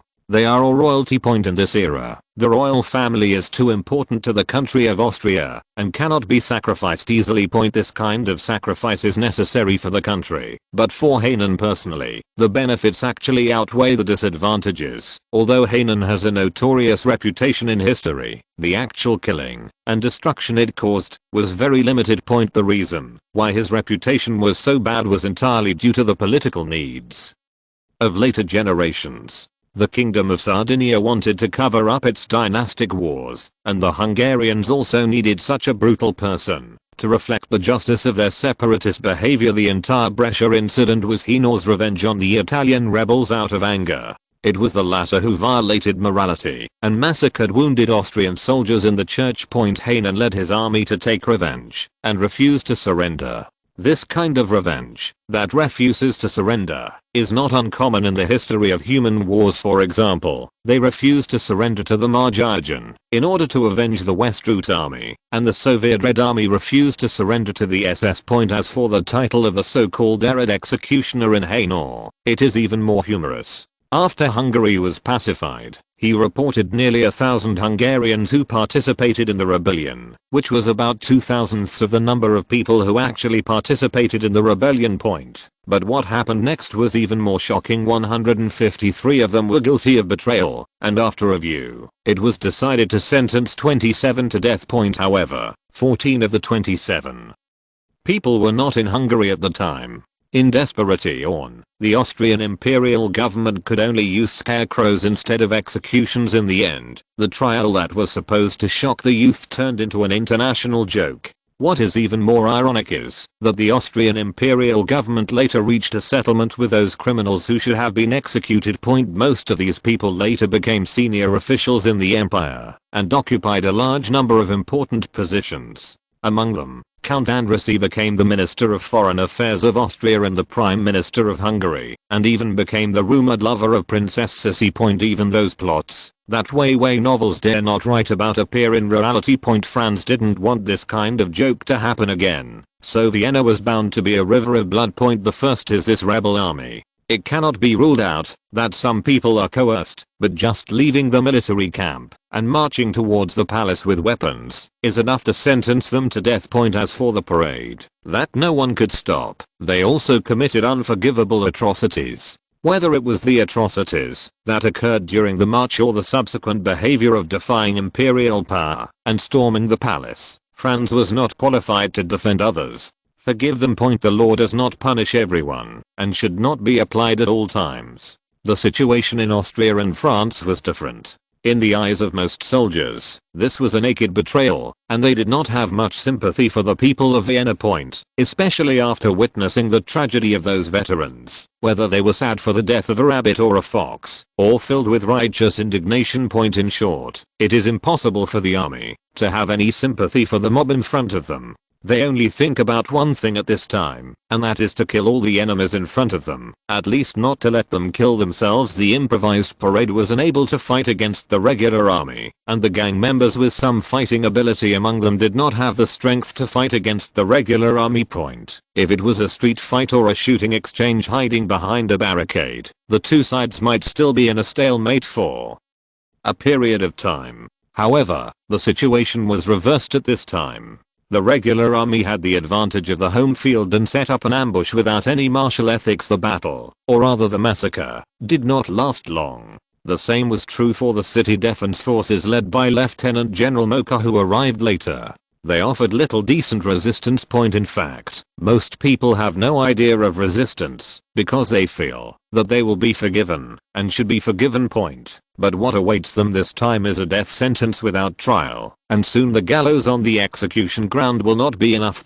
Because Vienna had never carried out so many executions in one day in its history, a new gallows had to be improvised. The priest responsible for hearing death confessions is sufficient, but the church at this time is completely on Austria's side. The death confessions of those people will be artistically processed and compiled into a book, which will become a negative teaching material for future generations. Chapter 913 Past Events. Of course, it was impossible for France to go to such great lengths to eradicate just a small Fantero family, let alone those gang members and the scum of the city defense army. In fact, in addition to the large execution ground in the city center, there are also a large number of smaller execution grounds around Vienna. The people responsible for these areas are naturally the Bavarian Mutual Aid Association and the underground forces cultivated by Franz. What they have to deal with are those nobles who usually have bad reputations. These people have long been on Franz's blacklist. It was just a good opportunity to wipe them out completely, but Hainaut was not the one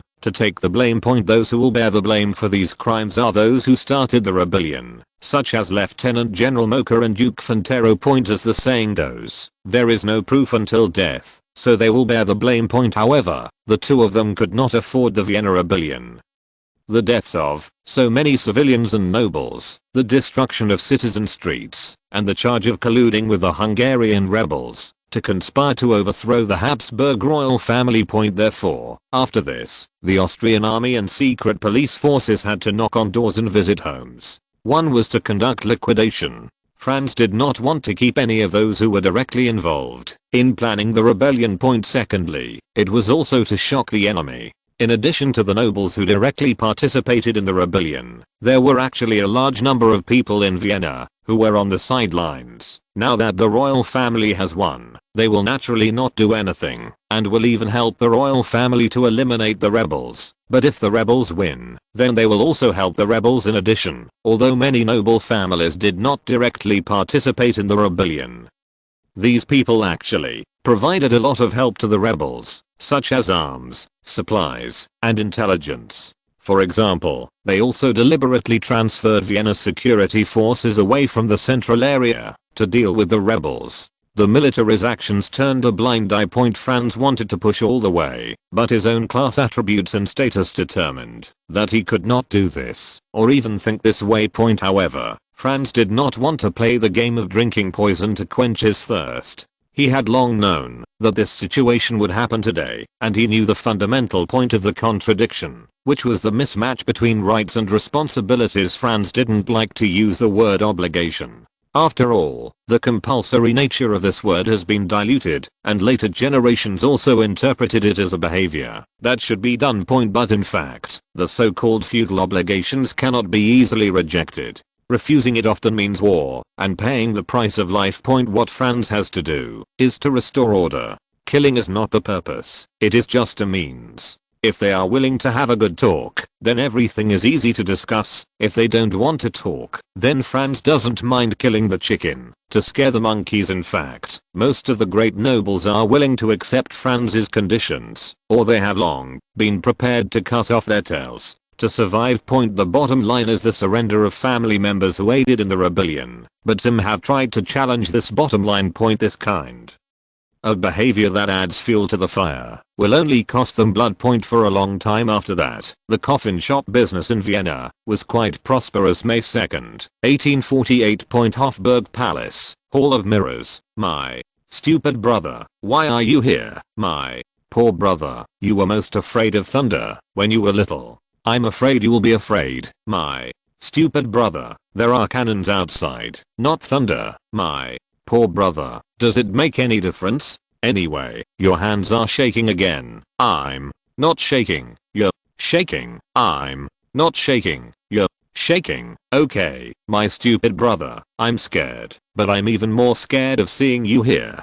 Didn't I order you and your family to leave a long time ago? My stupid brother, even my dog doesn't listen to your orders. Am I going to obey it? My stupid brother, isn't it the one who usually leads you to hunt? Yeah. Archduke Franz Karol said, grabbing his remaining hair. I have to admit that it is indeed more talented than me in hunting, Ferdinand. I sighed helplessly and tried to sit up as straight as possible. Where are Sophie and the kids? I have already left the city to visit relatives in Tyrol. That's good. My edict has been sent over. They came at the right time and can give us a decent reason. Explosions and screams still came from the window from time to time, but they became farther and farther away. The two brothers didn't care. They were just thinking about themselves and recalling the past. In the Queen's bedroom, Queen Anna was frantically smashing the decorative porcelain in the room to pieces. Where's Sloat? Where's Sloat? Where's Sloat? At this time, the Queen's maid ran in, and she hesitated when she saw the Queen's appearance. When Queen Anna saw the maid's appearance, she knew what had happened, and her face became more ferocious. However, she could do nothing at this time. When the news that Franz had been crowned King of Rome by Pius IX returned to Vienna, Queen Anna began hysterical opposition.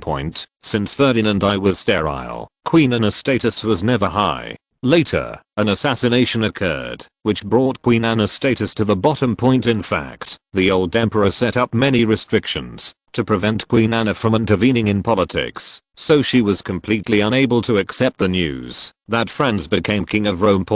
Although she did not know the content of the edict, she was certain that the Habsburg family wanted Franz to succeed as emperor, and once Franz becomes the emperor, what awaits Queen Anna will be a life of dark confinement. However, the former felt that the latter was thinking too much. After all, he had never regarded Queen Anna as a rival. Queen Anna was more frightened by the fighting outside the palace at this time than the life of confinement she might face in the future. Since the outbreak of the French Revolution, there has been no court in Europe that was not afraid of revolution. Especially for a woman like Queen Anna, who grew up in a deep palace. The tragic experience of a princess after being captured is not uncommon. However, Queen Anna, who is nearly 50 at this time and usually does not pay attention to her private life, may not even have that opportunity. For the first time, she felt that it was good to leave this whirlpool of power. It was much better to go to a bohemian manor and be a happy hostess than to stay here and continue to be worried. On the other side, after the battle started, Sloat immediately escaped from the Hofburg Palace and returned home, preparing to leave Vienna with the property he had collected over the years as the emperor's chief advisor and the empress's lover. As for Queen Anna, there is not much affection between them. At least not compared to their own property and life. But Franz still remembered him, the mastermind who planned the attack on himself and his family. That tree only broke one of his legs, and Franz deeply regretted it. But this time Sloat no longer had a chance. Franz prepared 4 wagons full of wood for him, which must be smashed, and 50 gunners to ensure that the operation was foolproof. Chapter 914 Germans are one family. According to Franz's previous plan, He should rush to Vienna now, take the victorious army to be crowned emperor, and then concentrate on dealing with Hungary. As for Bohemia, as mentioned earlier, the uprising in Bohemia was very weak. So weak that the local troops were enough to suppress it. Moreover, in order to prevent accidents from happening, France specially mobilized heavy troops to carry out a saturation attack. In addition, France's vacation strategy also played a very important role, since transportation at this time was quite expensive and inconvenient. Compared to later generations, not many college students were willing to go to Prague to risk their lives. If it weren't for Polaki's charisma and leadership, they wouldn't be able to recruit hundreds of college students. The absence of these students leads to a very loose structure of the entire team. After all, the adult world only talks about pros and cons without these students charging ahead and acting as lubricants. The rebel teams would be nothing but disorganized sand. In fact, the reason why Vienna's parade was so weak was because it lacked this backbone, making it extremely loose and even vulnerable. However, this does not mean that the participation of students will have any impact on the outcome. France is conducting a saturation strike, and their participation will not be helpful except for increasing casualties. College students in this era are too precious, and France does not want to waste their lives. However, relatively speaking, those Prague University students who participated in the rebellion were Franz's key targets. In fact, there is no contradiction between the two, because kindness to the enemy is one's greatest cruelty. The momentum of the Prague uprising at this time was mostly created by the French and British. In addition to them, the Hungarians also hoped that the momentum would be as strong as possible. However, the reality is that they cannot make any trouble at all. The rebel team can barely number a few thousand people, but not to mention the mercenaries sent by France. Even without reinforcement, Prince Windishgrad still has 70,000 to 80,000 troops. It's enough to suppress them. The reality is that Prince Windishgrad fell into Franz's provocation. He did not want those mercenaries to steal his limelight, and the Bohemian front could not afford to lose face. Needless to say, the outcome of the Prague rebellion, the military talents of Polacky and Huss were not even close to each other, not to mention counterattacking hundreds of thousands of troops. They could not even hold on for a day.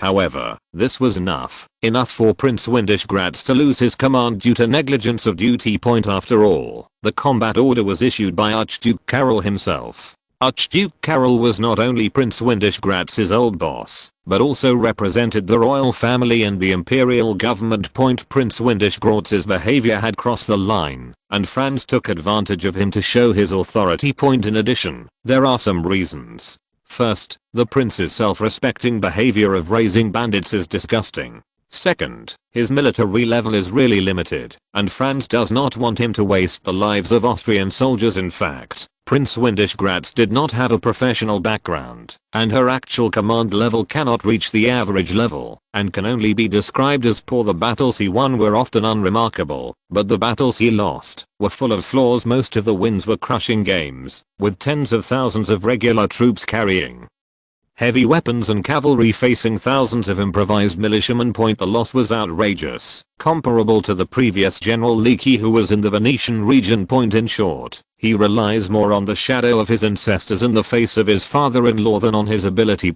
However, Prince Windishgrad is not someone who can be compared to Duke Fontero and Lieutenant General Mocha. Although the latter may be considered a great nobleman in Vienna, he is still not worth mentioning compared with the real local powerful.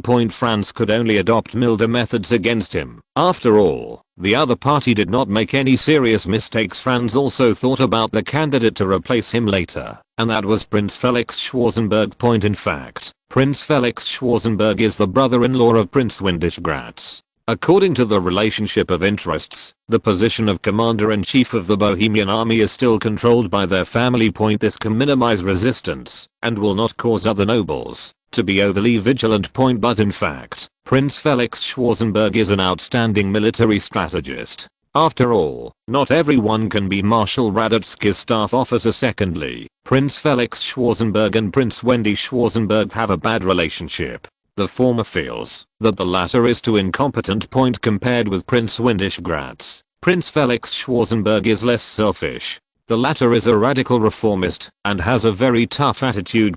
This kind of person is what France needs most at this time, and this is also paving the way for future reforms. Prince Felix Schwarzenberg's status was sufficient, but due to Franz's intervention, the Italian battlefield ended too quickly, so the former actually lacked merit compared to the same period in history. Franz handed over the Bohemian Legion to him in order to allow him to accumulate military merit as soon as possible. At this time, Franz encountered a little trouble. In fact, from a certain perspective, this should not be a trouble, but a kind of happiness as revolutions broke out in other parts of Europe. The German nationalists in Frankfurt were not idle either. These people planned to piece together the entire German nation into an empire, and sending the mighty General Frederick William IV of Prussia to conquer Denmark was only their first step. This group of people is also preparing to further expand the living space of the Germans and instigate West Germany, the Netherlands, to take back their own land.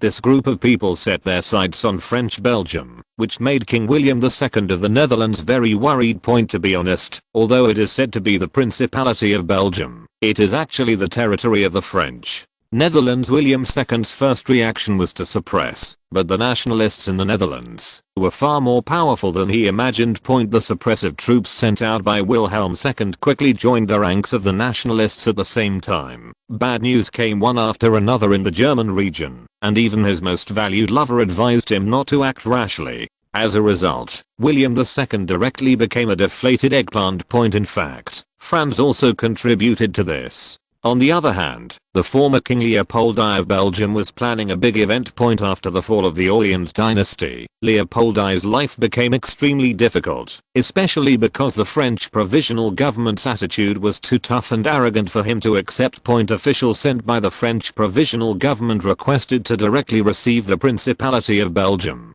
The French took it for granted, but this was something that Leopold I simply could not accept. The British were unreliable, the French were unreliable, and as for the Dutch, Leopold I could not accept them emotionally, let alone in terms of their actual rights. So Leopold I, who was passionate about democracy and freedom, naturally approached the Frankfurt Constituent Assembly. In fact, Leopold I himself was a German. He came from the Saxe-Coburg-Saalfeld family. Chapter 915 Double Champion. They provoked the Prussian-Danish War, drew Belgium into Germany, and even planned to export their advanced ideas to North America and South Africa. However, this still could not satisfy the extremely expanded ambitions of the German nationalists at this time. In fact, they wrote a constitution and also wanted to create an empire, a German empire. But they soon discovered a problem. There was no emperor in this empire. How can this be done? How could such a perfect country not have an emperor? So this group of people began to search within the German states, and they easily found Franz, a ready-made wise king. Whether it is the religious attributes of a born saint, the progressive attributes of loving science and sponsoring the arts, or the free attributes of being the largest capitalist in Germany. By the way, some people at that time liked to associate capital with freedom in order to separate themselves from the old era, just like the independent and progressive women during the Republic of China had to work as mistresses. Back to the topic. After learning that Franz had become King of Rome, the Frankfurt Parliament held a meeting overnight and decided to grant Franz Joseph the title of German Emperor. Yes, the country hasn't been established yet, but the flag, constitution and emperor already exist. However, the title of the German Emperor is not even as beneficial as the King of Rome. Although the latter is only an honorary title, its influence is mostly positive. However, the crown of the German Emperor was more like a tight curse, because the imperial power was completely restricted. Historically, even Frederick William IV, then King of Prussia, who had serious liberal tendencies, could not accept this crown in the ditch. At that time, due to the opposition of the Austrian Empire, the Greater Germany plan went bankrupt. In desperation, the Frankfurt Parliament could only try to elect King Frederick William IV of Prussia as the Emperor of the German Empire. This so-called emperor is more like a puppet and scapegoat of the Parliament, which is exactly the opposite of certain privileged classes in the Austrian Empire. One has the power, but no responsibility, and is extremely happy, while the other has no power, and no responsibility, and is miserable. In fact, The Frankfurt Parliament was greatly influenced by the French Revolution and the British bourgeois regime. Needless to say, the impact of the French Revolution on the European continent is obvious to all point, so the inexperienced Germans came up with the ultimate suture monster. Under the three-color flag of black, red and gold, they prepared to build a constitutional monarchy. On the one hand, they feared that a non-monarchical regime would arouse hostility on the European continent, and on the other hand, they feared that monarchs would hold power. Therefore, the parliament's requirements for the king have reached an almost harsh level. All political, economic, military, and diplomatic powers belong to the parliament. They went further and demanded regulation of the monarch's daily life, even marriages and funerals. At the same time, the monarch does not have the right to appoint an heir, nor the right to dissolve the parliament, but the parliament can remove the monarch. Put these conditions together, few monarchs would be willing to accept them. But there are many ways to get around Parliament and the Constitution, and the terms can be negotiated. However, the international and domestic impact of this crown is immeasurable. The double crown is not that easy to achieve. After the crown of the Roman king, the crown of the German Empire once again fell on the head of Franz or the Habsburg family. The French could not sit still. The King of Rome was just a false title, but the German Emperor could not let them sit idly by. After all, France was the biggest victim of the German Confederation at this time. It had been at war with France several times. Up to now, the issue of the ownership of Alsace-Lorraine has not been finalized. Louis Philippe and Henry Artois, the real name of Count Chambord, are still peeping at the French throne like ghosts near France, all thanks to the German Confederation. Among them, the one who had the strongest reaction was Louis Napoleon Bonaparte, Napoleon III. After all, the title of King of Rome should belong to their family, and crushing the Holy Roman Empire was one of his uncle's greatest achievements. The most terrible thing is that at some point within the Bonapartist faction, rumors began to circulate that the legitimacy of the Napoleon family was in Austria. After all, France's birth time was too close to the death of the Roman king, and the relationship between Mrs. Sophie and Napoleon II was too ambiguous at this time. Franz's performance on the Italian battlefield was too astonishing, at least not like those stupid people in the Habsburg family. The French always like to automatically ignore Archduke Charles and his family when talking about the Austrian royal family, and focus on Ferdinand I and his brothers. Damn. Bitch. Slut. Louis. Napoleon's sudden curses left his mistress helpless. Obviously, we were so happy together yesterday. The young woman hugged Louis Napoleon's neck and slowly moved one hand downwards. The young woman has a beautiful appearance and a graceful figure, but Louis Napoleon was not that interested at this time. Instead, he resented one of his cousins for not being able to control him. The man pushed the young woman away, got dressed alone, and disappeared into the night. He felt that he had to do something. However, Louis Napoleon did not have much power of his own at this time, because the Bonapartists did not recognize him as Napoleon's successor at this time. Louis Napoleon did not have many friends. Only Victor Hugo, Pope Pius IX, and those former inmates of Arkham prison believed in him. However, by coincidence, a certain assassin brotherhood that had been passed down for thousands of years recently went bankrupt, and they happened to record this crime on France this time. The French provisional government rarely reached a consensus, which was to send troops to force France to give up the title of German Emperor. However, the British reaction was more intense than the French. They could not accept a large empire across Europe, let alone Austria unifying all Germans. Such a huge and solid empire cannot be compared with Austria, which can be broken at once. In fact, the British were the first country to realize the national problem in the Austrian Empire, so there was a loose Austria and a loose German Confederation.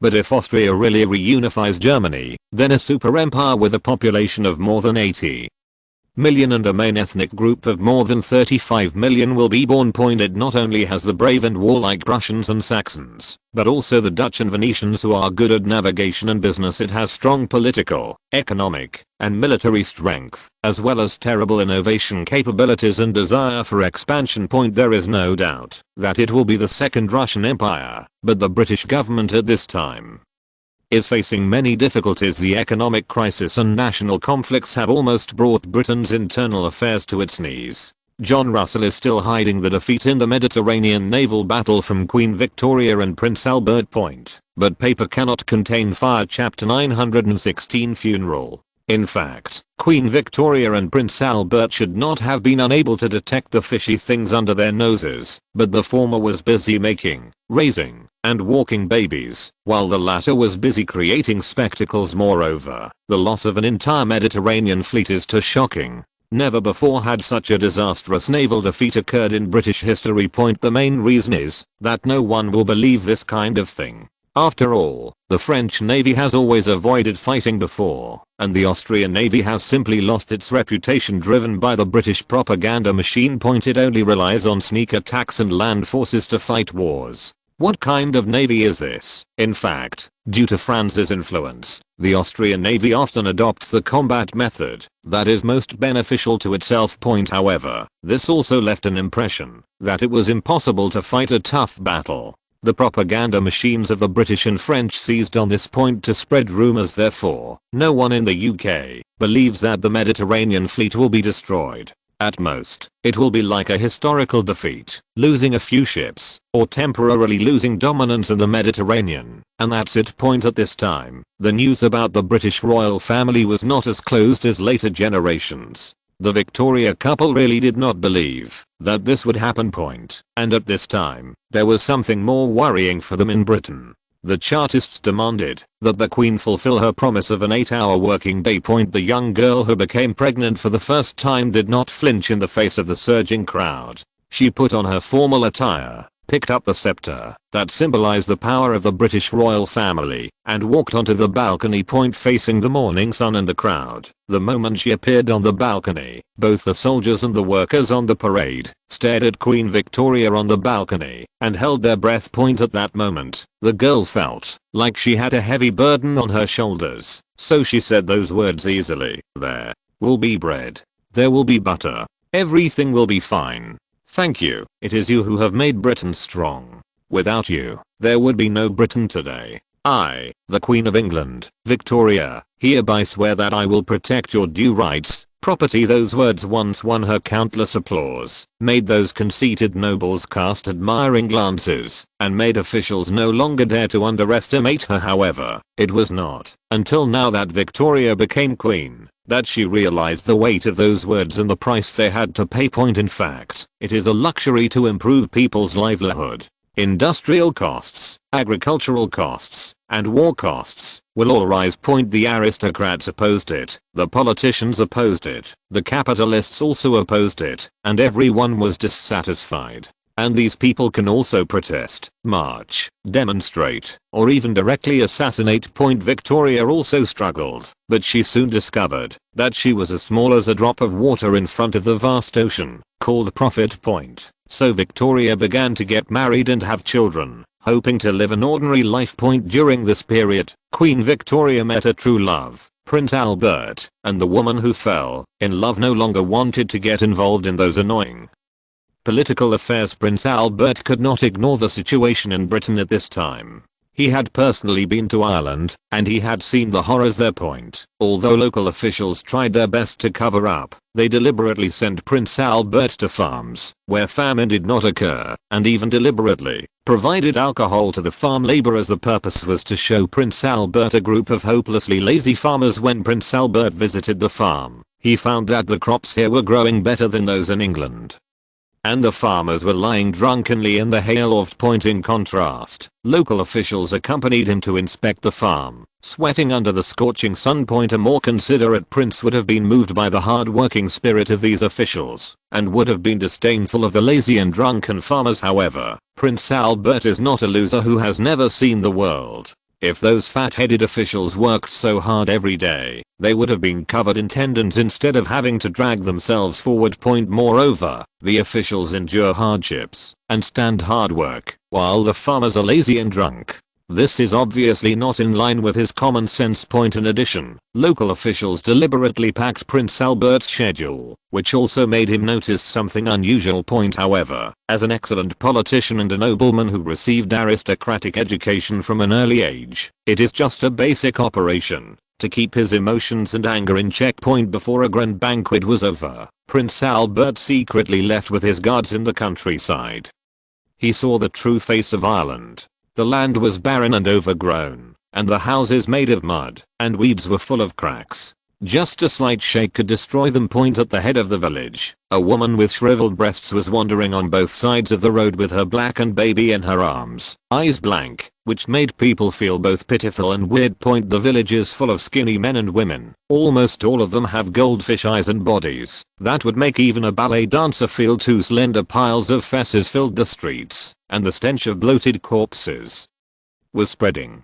There were no wild dogs or vultures to dispose of the carcasses because they had already been eaten. Prince Albert also saw a man covered in black cloth carrying a bucket to water the corpses. This strange scene was horrifying. However, Prince Albert still walked up to the man. After taking a deep breath, the guards around him had no choice but to follow Prince Albert. "I'm sorry, sir. I wanted to interrupt you. Could you tell me what you are doing?" "Water," the man replied weakly. "Why did you do this?" Prince Albert asked in confusion. "I want them to come back to life." A glimmer of hope appeared on the man's lifeless face. Prince Albert took a deep breath. He didn't know how to get the man in front of him to give up such a meaningless behavior. "Who are they to you?" The skinny man pointed at the swollen and smelly corpses with his slender fingers and said, "My father, my mother, my brother, my wife, my son, my daughter, my dog."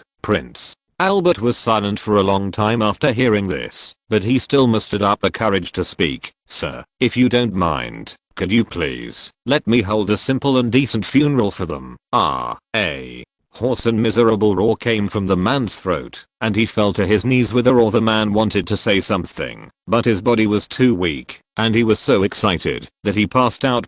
Prince Albert fulfilled his promise and invited a priest to hold a simple and decent funeral for the man's family. However, the god of luck did not favor the poor man. On the day after his family's funeral, the man who watered the bodies of his family members in an attempt to revive them passed away from this world full of pain. This incident greatly touched Prince Albert, but despite his status, he still could not persuade the government and parliament to take substantive action against Ireland. If you're listening to this novel on a channel other than Fanfic World, it means they downloaded and uploaded it without effort. We cordially invite you to visit our channel, Mundo Fanfic Novelos. There you'll find the original version of this story and you can explore many other novels of various genres. We're waiting for you to immerse yourself in a world of incredible novels. Chapter 917 to Rome's. Under the influence of the special liberal trend of thought at that time, Prince Albert made a bold decision to create a spectacle. His idea was that the British economy was in a serious downturn at this time, with factories closing down and workers losing their jobs, which resulted in unsellable agricultural products, resulting in a decline in farmers' income. The British people needed a moral boost at this time, and a huge and majestic spectacle was just what they needed. In fact, Prince Albert's idea is somewhat similar to a combination of the two methods of providing relief for work and stimulating domestic demand. This is indeed what Britain needs most at this time. If it follows the same historical trajectory, the British will once again make a splash at the First World Industrial Exposition in 1851. However, the timeline at this time has been riddled with holes by France, and the same choice will most likely produce different or even completely opposite results. In order to complete his great idea, Prince Albert began to solicit design proposals from the society. And one of the unique proposals attracted him. This is the Crystal Palace created by the famous architectural designer Joseph Paxton in history. However, even Joseph Paxton himself did not know that the materials they would use to build the Crystal Palace in the future would come from Austria. The Industrial Revolution in the glass industry that was supposed to happen in Britain did not happen because France took the lead and made it happen in Bohemia. The Industrial Revolution in the glass manufacturing industry is actually a snowballing process. Large-scale glass production cannot be stopped. Once it is stopped and restarted, it will cost a lot, which is a bit similar to blast furnace steel making. The larger the scale, the lower the cost. Conversely, the smaller the scale and the longer the interval, the higher the cost. In addition, what is more important is that historically the German region was one of the main dumping grounds for the British. However, because the Austrian Empire joined the German Customs Union, France killed those small workshops that were unwilling to reform and unite. As a result, the German region directly became the back garden of the Austrian Empire. Coupled with the rise of nationalism, boycotting British goods became politically correct again. In addition, the Austrian Empire is located in Central Europe, and its radiation range is very large. Coupled with its alliance with Russia and its close relationship with the Ottomans, the products of the Austrian Empire are rampant in the overseas markets of the original British. At the same time, the Austrian Empire was still the largest commodity smuggling country in the world at this time. Smuggled goods from the Austrian Empire could be seen in France, the United States, Brazil, Central America, India, Southeast Asia, and even the United Kingdom. Therefore, the glass industry in the Austrian Empire could continuously expand its scale and reduce costs, while the British fell into a vicious cycle of declining profits and shrinking scale due to the shrinking market. Now the people who have been snowballed are the British, and their performance is not much better than those small workshops in Austria in history. Even if Robert Peel discovered the problem immediately, the government's provision of low interest loans to the glass industry would not have much effect. By the time of John Russell, as many glass factories closed down, he stopped this loss-making business. Coupled with the economic crisis at this time, this kind of money-losing industry is naturally the first to be abandoned. London, Whitehall.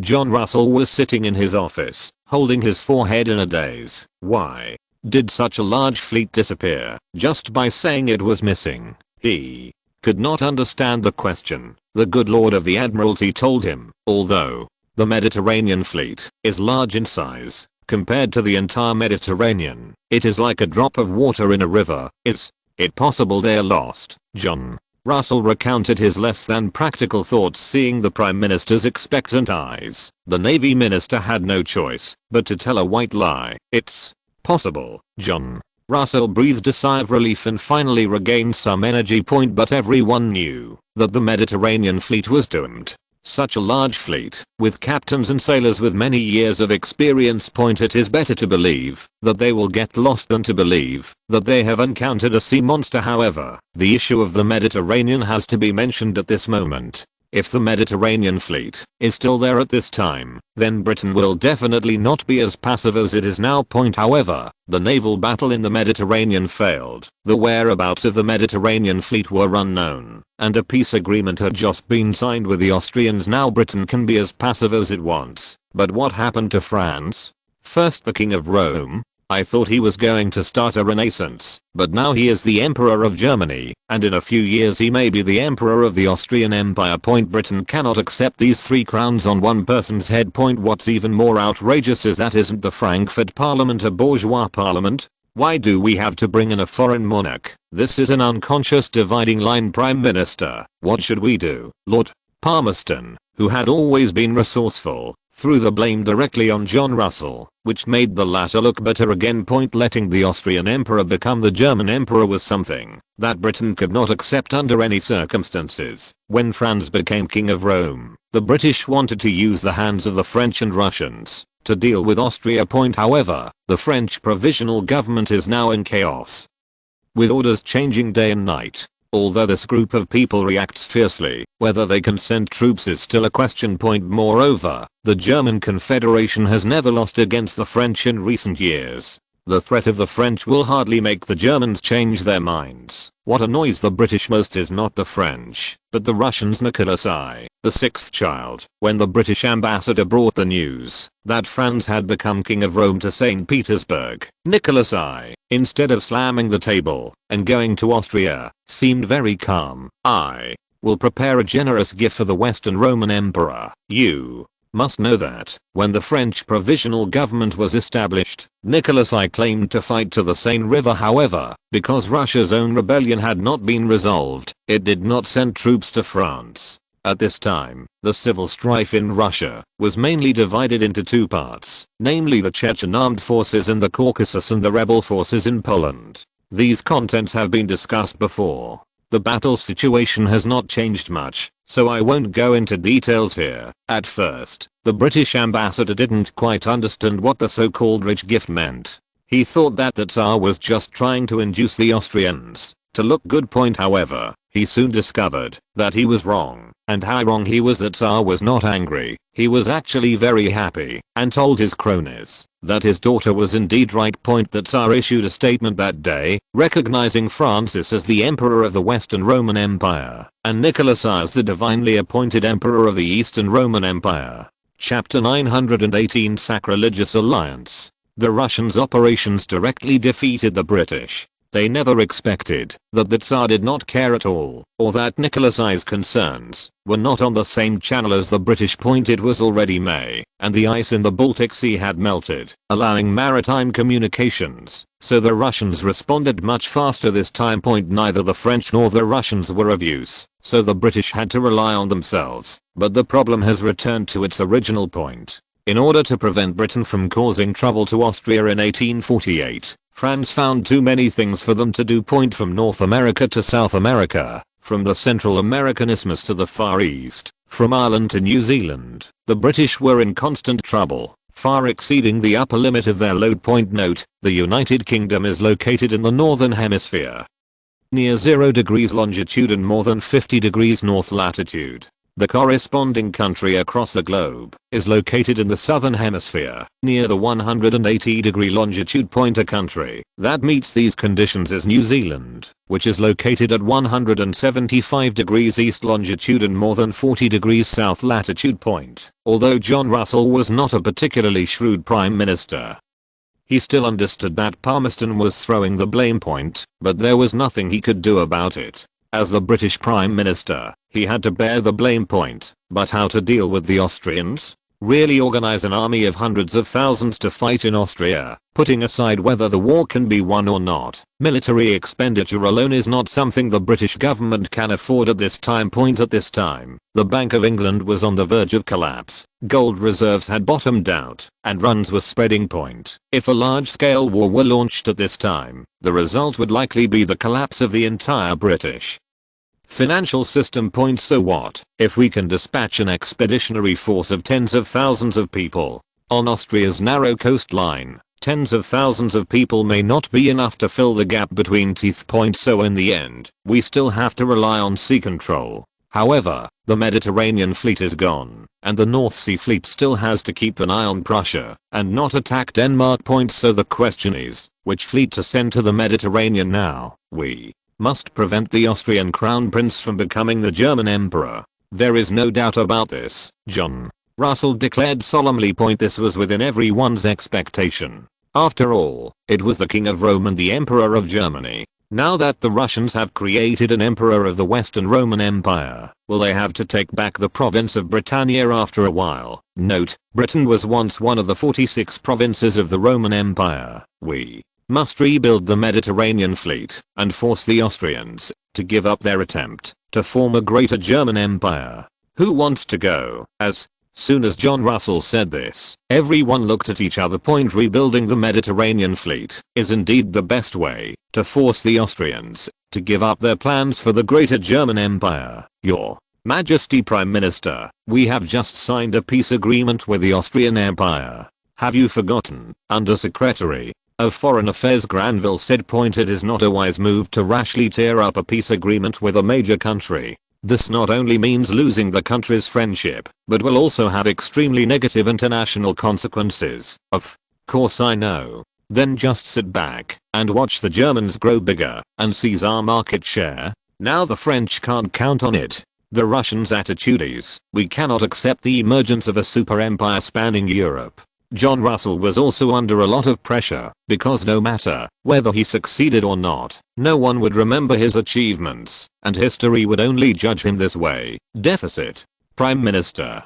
Ruined the British Empire's Mediterranean fleet, but, against the Austrians, we are at great risk. It is definitely not a wise move for the fleet to operate deep into the Adriatic Gulf. Point. If the French join forces with the Austrians again, without a supply port nearby, our fleet is likely to be wiped out. The loss of the large island of Crete actually had a great impact on Britain's Mediterranean hegemony. The island of Cyprus was too far away, and its radiation range was limited. The land carrying capacity of Malta is very limited, making it difficult to supply a large fleet. At that time, the population of Malta, including the British garrison, was less than 20,000.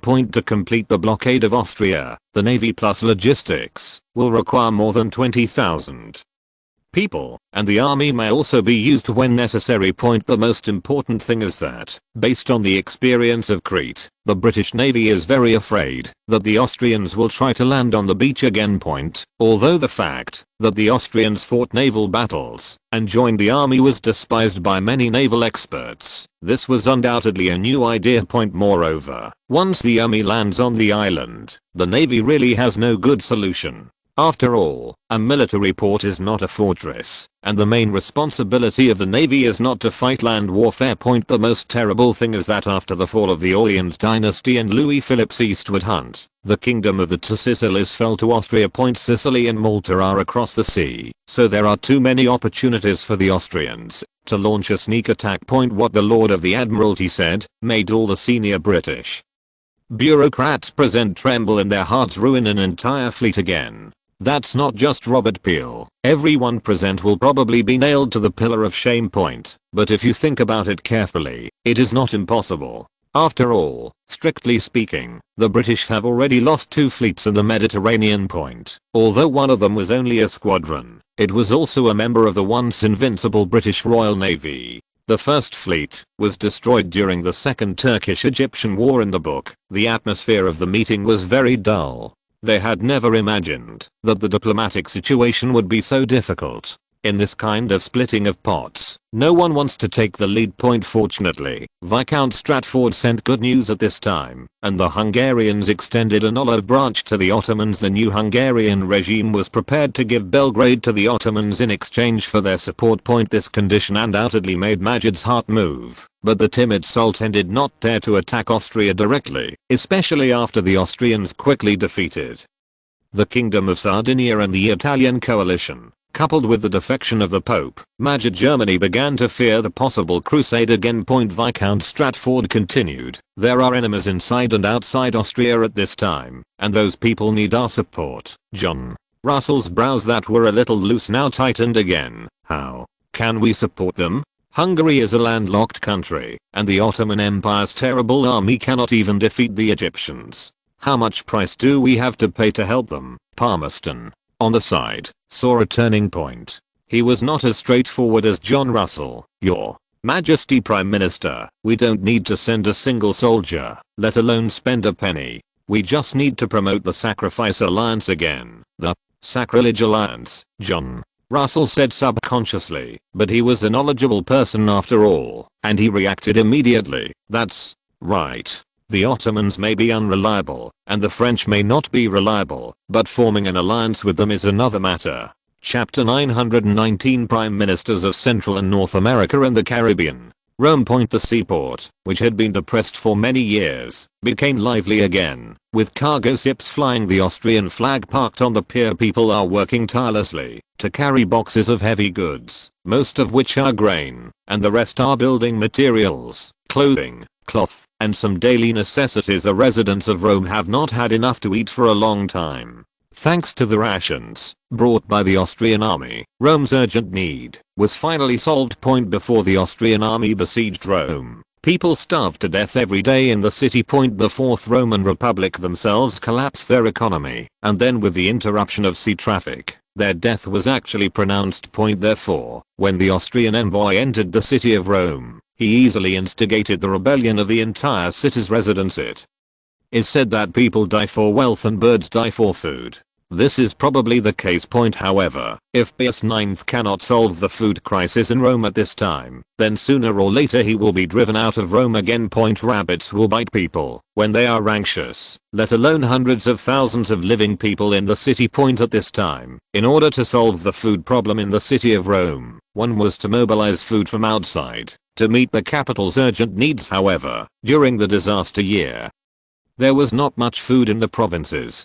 Coupled with the previous Italian Holy War and the Italian coalition forces passing through the border like locusts, The Papal State completely cut off the possibility of solving the disaster on its own. Another solution is to rely on strong suppression, fully pay the military, and let those with guns solve the problem. The advantage of this is that it has the lowest cost in the short term, but it will undoubtedly be a loss-making business in the long run.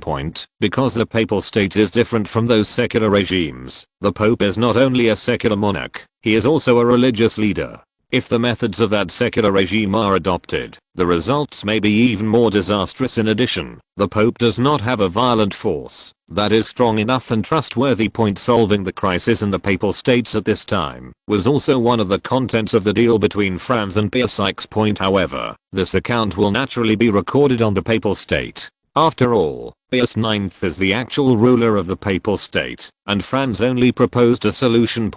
Although Europe was in a mess at this time, the food harvests in America and Africa were great. Especially in Mexico, the war caused a large number of civilian deaths, but the statistics will not tell you that those dead were mainly the old, weak, sick and disabled. The casualty ratio of young people who should have been the main force in the war was not high, because both Americans and Mexicans regarded the massacre of civilians as a routine operation. The result is that the demand for food decreases as the population decreases. However, the decrease in the labor force relative to the total population is not obvious. In addition, the arrival of immigrants from other regions supplements the labor force, resulting in overproduction of food. Logically speaking, surplus food can be exported. However, the surrounding countries are either not short of food, or have no money at all, and they don't even have a national government. The United States also had a bumper harvest, and it was even more exaggerated compared to Mexico. There is so much food in the United States that it can't be eaten by livestock. Naturally, it is impossible for them to buy Mexican food. As for the Central American Federation, it had become a colony of the great powers at this time. What is even more terrible is that Guatemala and El Salvador, which are close to Mexico, entered a state of anarchy after the fall of the Orleans dynasty. The guerrillas, warlords, and the British Expeditionary Force turned into a mess. In such a chaotic situation, arms are easier to sell than food. Moreover, the local products are relatively rich and the population is small, so there is really not much demand for food. In addition, Tanzania's diplomatic level is also very problematic. Coupled with the situation deliberately dominated by France, Mexico's relations with surrounding countries are very poor. In particular, the French colony of Texas and the United States were sworn enemies to the Mexican government. After all, the three kingdoms were at each other's throats, and Prince Metternich, who arrived in North America, once again showed his expertise, and frightened the country bumpkin Tanzania into a daze. On the stage of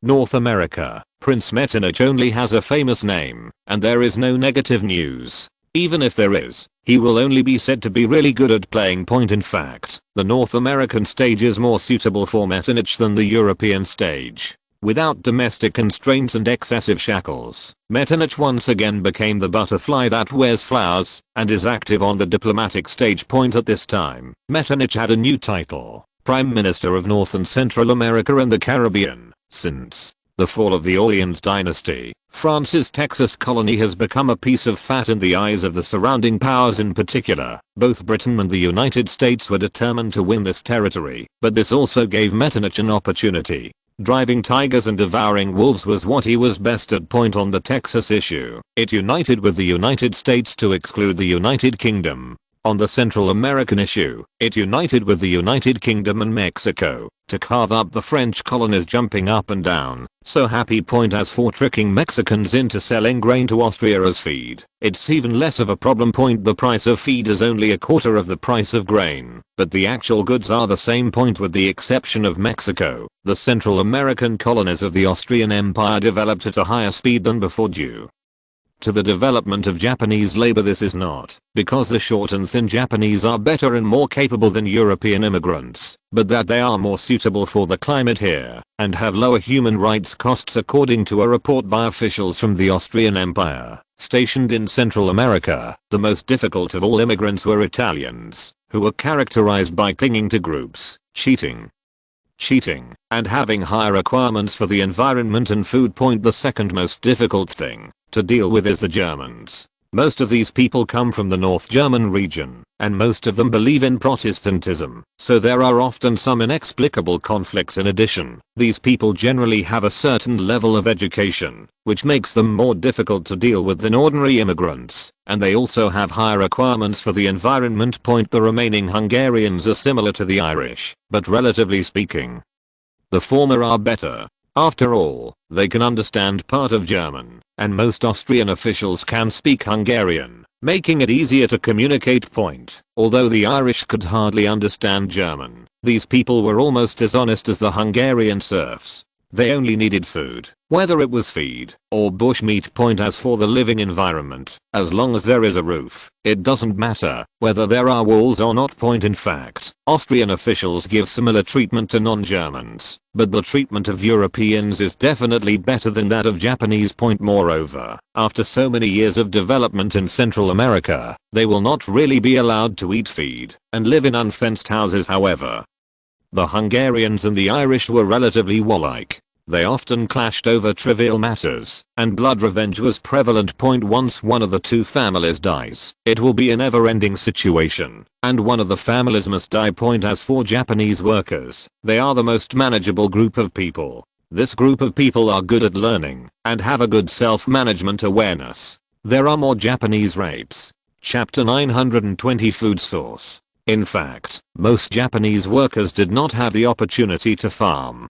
Canal digging and pioneering were two very demanding activities. Yes, it's expensive. Regardless of the amount of work required to build the canal itself, just staying in an environment full of poisonous insects and plagues like a tropical rainforest for a long time is enough to make people frightened. Pioneering is also not an easy job. Although Spain established a colony here in 1524, the Spanish character has always been to control the killing, and not to bury. The extent of their colonial management was outrageous. In more than 300 years, less than 20% of the total land area of Nicaragua was developed. There are also very few people of Spanish descent, and there are still a large number of indigenous Indians living in the jungle. The large-scale pioneering activities after the Austrian Empire took over undoubtedly broke the fragile balance between the indigenous people and the colonists. These indigenous people were able to survive for hundreds of years under the eyes of the Spaniards, because they naturally had two brushes. So it was the Japanese laborers who were the pioneers who suffered. The Japanese laborers who were able to go to the rear and farm the land with peace of mind were carefully selected after nearly 9 deaths. The obedience and loyalty of these people were naturally very guaranteed. In addition, feudal society has also played an important role in shaping people for thousands of years. They have a strong sense of hierarchy. This is different from the relationship between Western serfs and lords, farmhands, and landowners. They can easily develop a mentality of worshipping a group.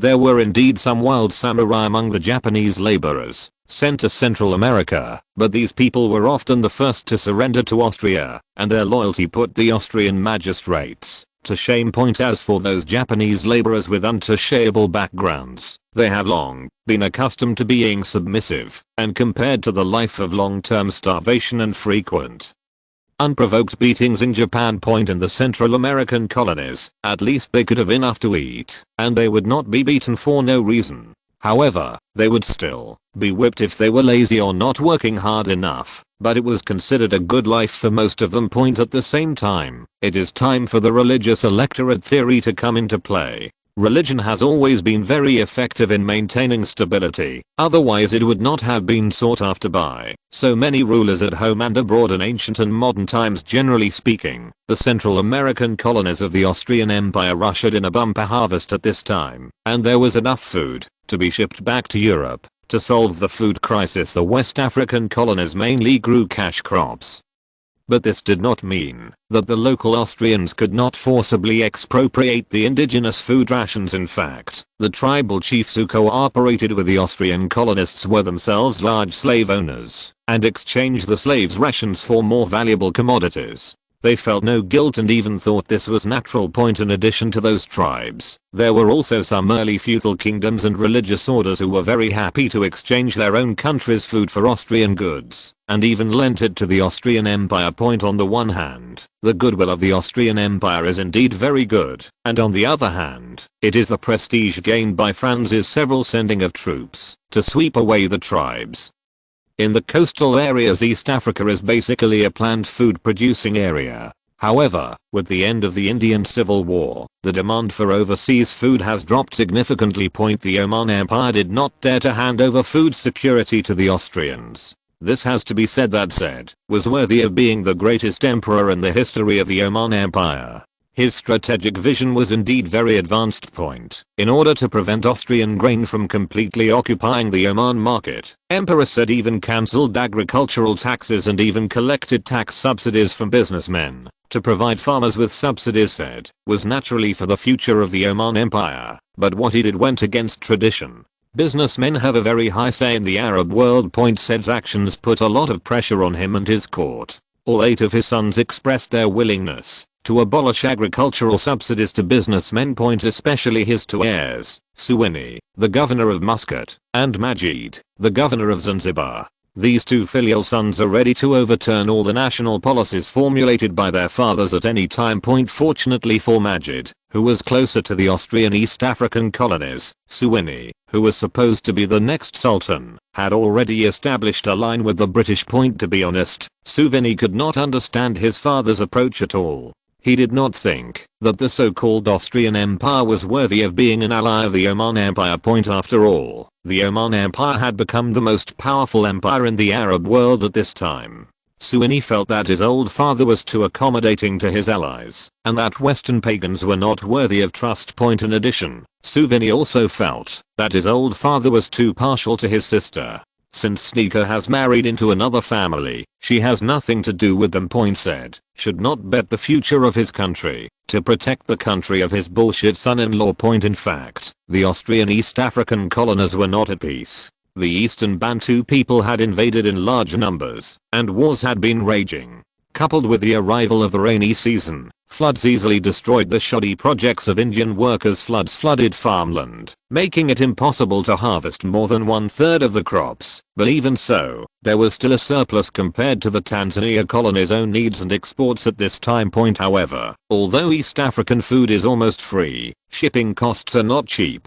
Before the opening of the Suez Canal, East African goods were of little value to Austria, with the exception of spices. With a steady stream of supplies from the colonies in Mexico, Central America, West Africa, and East Africa, Franz dared to say that he could solve the food crisis, and the Papal States' food from the Austrian Empire was also continuously transported from Venice to all parts of Austria. Although Franz had established a reserve warehouse before, Franz did not want to use it unless he had to. After all, there are too many uncertain factors on the sea. Weather, equipment, personnel quality, and disease may all affect the outcome of the war. For example, no one thought that the British would lose dominance in the Mediterranean, let alone imagine that the entire Mediterranean fleet would be annihilated. Although the Austrian Imperial Navy had achieved an epic victory at this time, Franz did not believe that the Austrian Navy could stabilize the British Navy.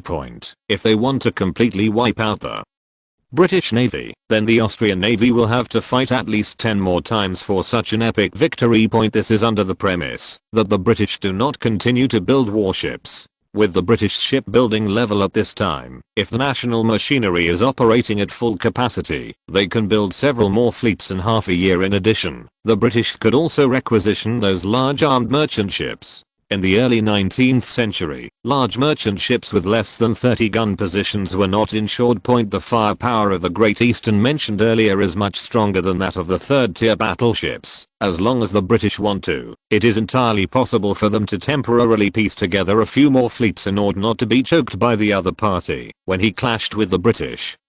Franz had to leave enough backup. However, Franz did not think that the British would really break up at this time.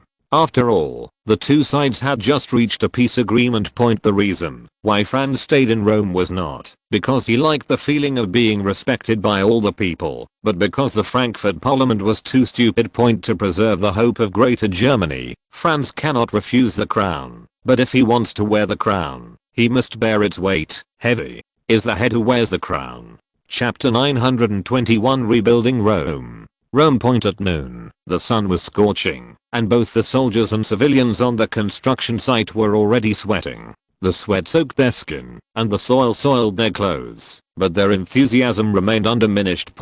Whether they were Austrian soldiers or Roman citizens, they knew the importance of rebuilding Rome. For the Roman citizens it was their home. For the Austrian soldiers it meant double pay. Although Franz has always attached great importance to the education work of the army, at this time, he felt that it was better not to believe in the spiritual atomic bomb. After all, Franz was surrounded by veterans, and because of his meritocratic actions, the sources of soldiers and officers in the entire army were very complicated. These people have experienced too much, seen too much of the world, and were deeply influenced by the military style at that time. In short, they are not simple. For this kind of owner who doesn't let go of rabbits, Franz feels that simple material stimulation is more effective. Some young and strong men even went shirtless, which attracted appreciative glances from the women who came to help. Food for work is also applicable to women, although it is difficult for them to participate in the heavy physical labor of reconstruction. Women have areas in which they are good at, such as laundry, cooking, sewing, and repairing, and caring for the wounded. Since Franz often engaged in work for relief projects, he had a group of people under him who had a whole set of theoretical systems responsible for evaluating workers' contributions to projects. This system deliberately does not distinguish between men and women, so as long as they do enough work, it is entirely possible for women to earn more than men. This situation is almost impossible to happen in any country in the world at this time. The wages of male workers are usually double, or even triple, that of female workers. However, no one in Rome dared to protest, and those who were dissatisfied did not dare to cheat, because the supervisors were recording their performance at all times. It's okay to withhold wages, but it would be a serious matter if the black priests of the original papal state were regarded as villains plotting to destroy Rome. There was an inquisition in the papal states at this time.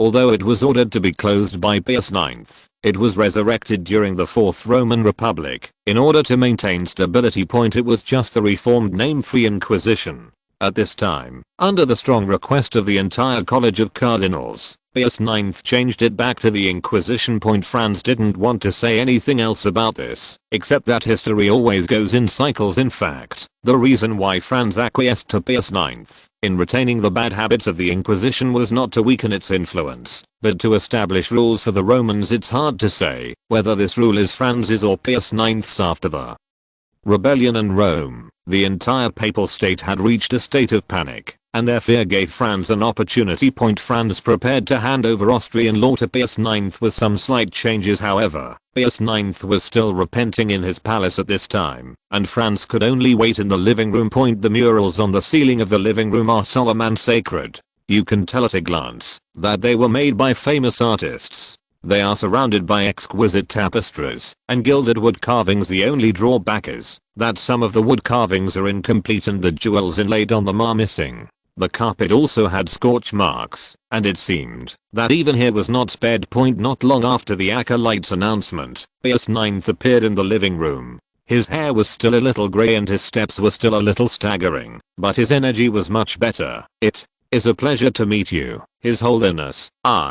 I'm also very happy to meet our King of Rome. Pius IX always liked to emphasize the title of King of Rome in front of Franz. The latter knew the former's little thoughts very well. Pius IX was afraid of being tricked, and was afraid that Franz was also the kind of ungrateful person. However, Franz did not take this title seriously. After all, he did not get actual power. Without further ado, Franz quickly got to the point. His Majesty the Pope, now Rome needs order, and cannot always rely on the Austrian army. Otherwise, once the army leaves, the place will fall into chaos again. Not only is this detrimental to your rule, it may even affect your reputation. In fact, this was what Pius IX was worried about. He was not only afraid that the Austrian army would not leave Rome, but also afraid that he would not be able to clean up the mess in front of him after Franz left. In fact, the Pope's worries were somewhat unnecessary. According to Franz's original plan, he should have arrived in Vienna to clean up the mess and inherit the throne with a great victory. But these guys in the Frankfurt Parliament are really cheating.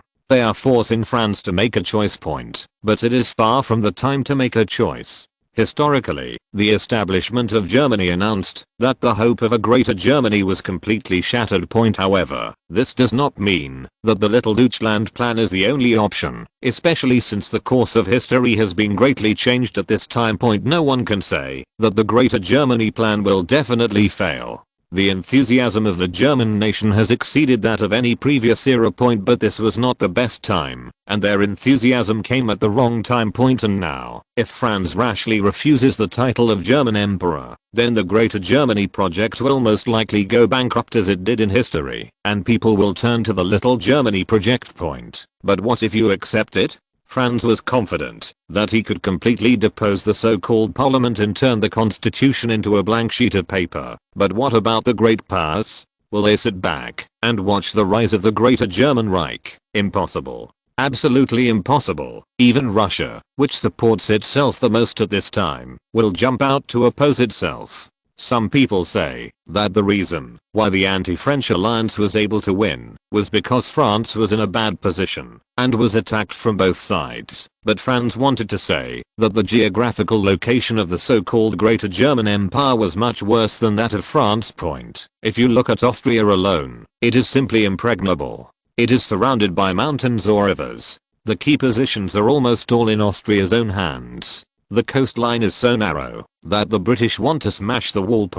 But for the entire German Confederation, the situation is completely different. The whole thing is just a shabby tiled house with air leakage everywhere. Whether it is a Pomeranian plain in the east or the Black Forest in the west, with the mobilization and defense capabilities at this time, it is basically like a calendar. The long coastline in the north will be the hunting grounds of the British, and the Kingdom of Denmark is the best landing point. Italy in the south will rebel again. The insect kingdom of Sardinia has not yet been solved, and it will once again take up the banner of unifying Italy. The continental system led by Franz will also fall apart, and Britain will once again be invincible in the diplomatic field.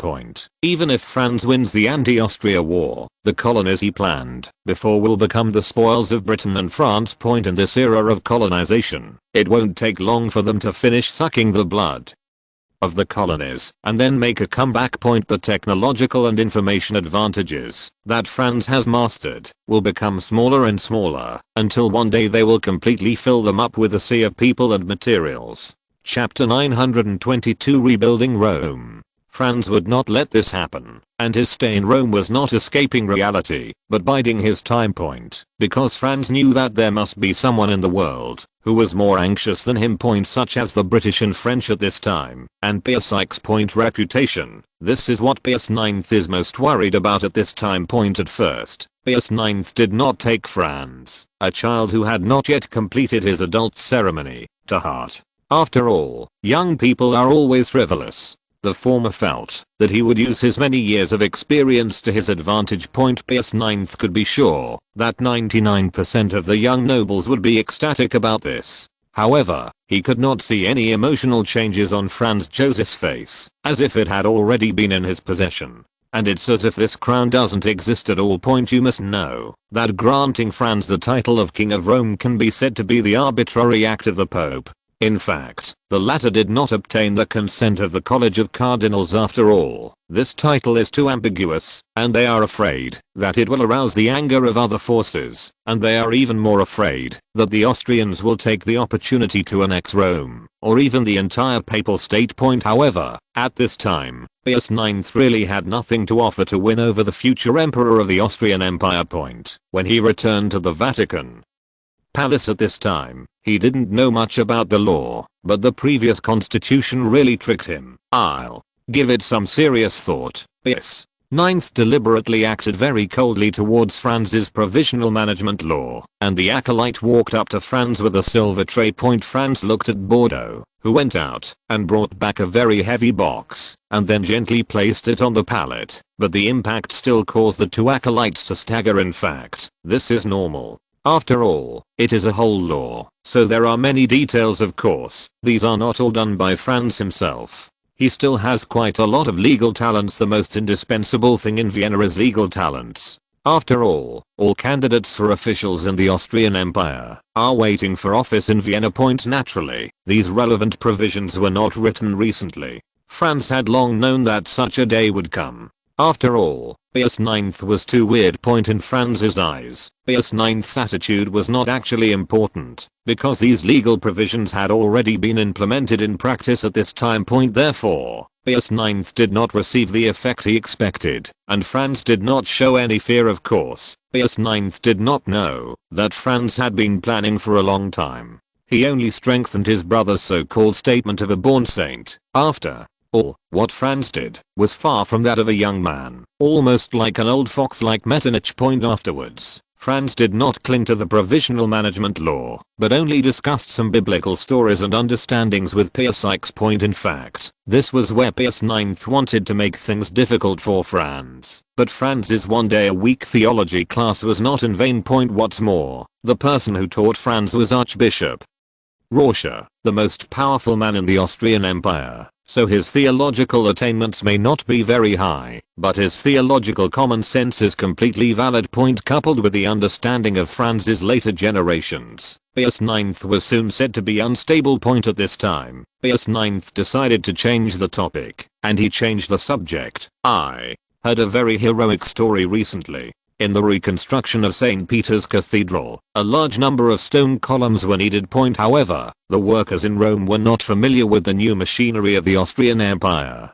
Due to the improper operation of a careless parishioner, a huge stone pillar suddenly fell from the sky and hit the ground below. The workers fled in all directions, but a woman who came with her children to deliver food to her husband happened to sprain her ankle. Seeing that a human tragedy was about to take place, a figure suddenly appeared. A man wearing an Austrian military uniform stepped forward and rushed towards the falling stone pillar without hesitation. I saw him leaping hard and firmly catching the stone pillar that was about to fall to the ground, preventing a disaster from happening. In fact, the story told by Pius IX at this time made Franz a little embarrassed. He did hire a group of reporters and third-rate novelists to write some stories about the Austrian army and Roman citizens. It's just that these people's level is limited, but their imagination is really exaggerated. And the most embarrassing thing is not that these deeds are too outrageous, but that they actually blame all these things on Franz himself. He has done almost everything from helping an old lady cross the road to carrying water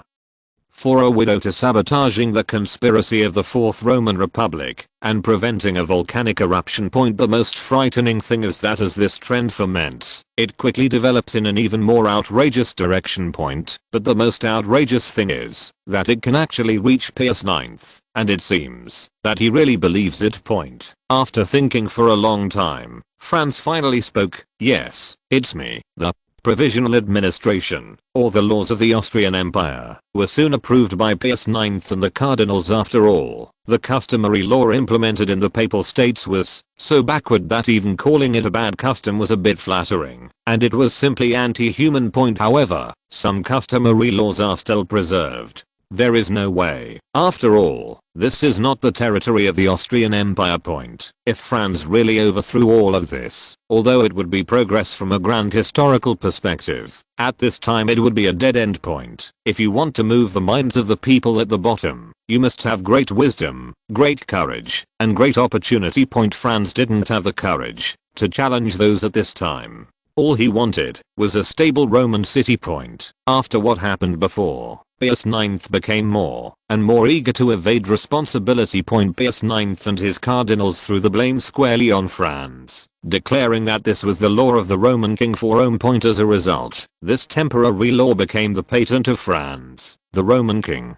This may be a supreme honor in the eyes of others, but in Franz's eyes, it is another reminder. Originally, the Austrian army had been staying in Rome, and Franz, the title of King of Rome, had already made many great powers restless. Now that the King of Rome could promulgate laws in the city of Rome, those people were even more restless and desperation. Franz could only lead the main force to leave, leaving only a few people to continue rebuilding Rome and help maintain order. This group of people was naturally carefully selected by Franz. As for how this group of people were selected, of course, whoever wants to stay, can stay. In fact, whether he was giving double bells to the soldiers, or showing favor to the women of Rome in terms of wages and benefits, Franz was playing a big game, and they were the pawns. In order to prevent some people from not understanding it, I will explain it specifically later.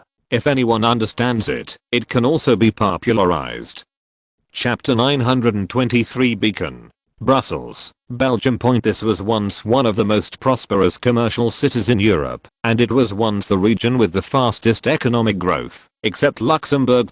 However, with the beginning of the Luxembourg Restoration War, Belgium lost a large area of territory. The entire Flemish region was recovered by the Netherlands. Western Luxembourg returned to Luxembourg, and Namur and Liege became the Principality of Liege. 4/5 of the country was lost, and the remaining 1/5 became a French protectorate.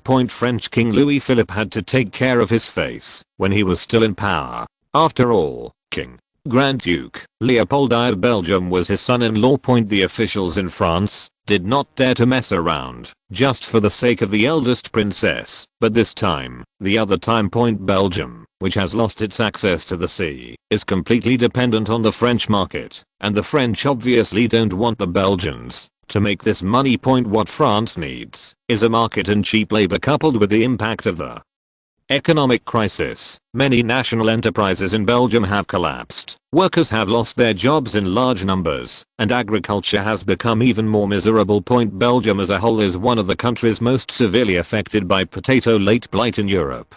Coupled with natural and man-made disasters, the crop has been nearly wiped out on many occasions. All industries are in decline and the people are in dire straits. This is the most suitable word for Belgium at this time. What made matters worse was that after the fall of the Orleans dynasty, the French provisional government chose to be completely inappropriate. In the past there were just some unequal tariff agreements and trade barriers, but now the tax collectors of the French provisional government were ready to take over the tax office. Even more egregious than this are the so-called French advisors. Leopold I never hired a French advisor, but they have actually occupied the Brussels Parliament. These people did not regard Leopold I and his staff as human beings at all. Not only did they completely ignore them, they even openly claimed to launch a great revolution in Brussels to let Belgium accept the advanced ideas of France. The most important thing is that these people are not just talking, they are really recruiting people to stage a coup. In the royal palace of Brussels, King Leopold I opened a corner of the curtains, and the sunlight shone on his somewhat pale face. He has not left the palace for a long time. There is no special reason, but he is simply under house arrest. Even the Belgian palace guard was forced to disband, and King Leopold I acquiesced in this approach of the French provisional government commissioner. There is no way the situation is stronger than the people. The bustling and lively streets outside the palace have disappeared, replaced by countless slogans of "Long live France" and a mess that tall and burly French officials have serious faces. They are uniformly dressed in dark blue uniforms and have tricolor emblems on their chests, giving people a sense of arrogance. The style of these people is even more arrogant and domineering. Although the locals are also French-speaking residents, these guys do not consider the Belgians to be their own people. They only regard them as second-class citizens or monkeys who can speak French. The French are merciless when it comes to taxing, and both those who can afford to pay taxes and those who cannot afford to pay taxes are treated as prisoners. They often break into merchants' shops, factories, and even residential buildings to conduct random searches or arrest those they find suspicious. The French show no mercy to those who are dissatisfied or who try to resist. At this time, the huge open-air prison outside Brussels is the best proof. Those caught there were either directly executed and left dead in the wilderness as a warning, or they refused to plead guilty and were imprisoned in an open-air prison until they died. It was buried deep underground due to an accident. This has been mentioned many times in the book, so I won't go into details here about the general environment of the mine at this time. Life is not easy, coupled with the exorbitant taxation of this group of people. Businessmen complained, and ordinary people suffered terribly. They organized one after another and protested to the government, demanding the expulsion of these arrogant French people. However, at this time, the Belgian government had basically lost its functions, and the original Belgian army was incorporated into the Foreign Legion by the French. The Belgians are not bloodless. They have tried everything from kidnappings and assassinations to large-scale uprisings. However, Belgium is too small for the behemoth France. King Leopold I looked at the mess outside the window and made a decision. After getting dressed, Leopold I walked straight out the door. "Your Majesty, we cannot let you leave without the order of the Special Commissioner.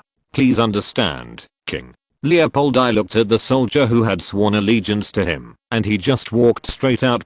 Leopold I was born as a soldier, and had been a king, Grand Duke, for so many years, so he naturally developed the aura of a superior. The soldier unconsciously took 2 steps back. When he came to his senses, Leopold I had already walked some distance away. This soldier once admired Leopold I, who liberated Belgium, but at this time he had defected to the French and became an officer of the French Foreign Legion.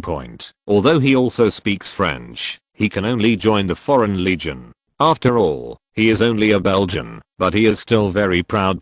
At this time, he raised the rifle in his hand and pointed it at his former rival. The former boy finally succumbed to the foot of the devil called reality. When faced with millions of German allied troops, when the French were tyrannical in Belgium, when his wife left him, when he faced his own desperate need for food. As a child his dream died. "Stop. Otherwise I will shoot, Leopold." I just turned around and glanced with pity at the young man he had lifted up with one hand and then strode out. The soldier who had sworn allegiance to Leopold I, the captain of the French Foreign Legion, was staring in disbelief as his comrade, who had been with him day and night, stabbed him in the stomach with a knife. The scene was repeated throughout the palace as Leopold I appeared on the palace balcony. Soon a salute exploded over the palace, and the lifeless city seemed to come to life again. The Belgians began to attack the arrogant French officials and their lackeys, using guns, knives, clubs, stones, their teeth and fists, and everything they could use. Regardless of whether they were men or women, young or old, no matter when or where, the Belgians in the capital Brussels began to attack the French crazily. Gunshots and explosions continued,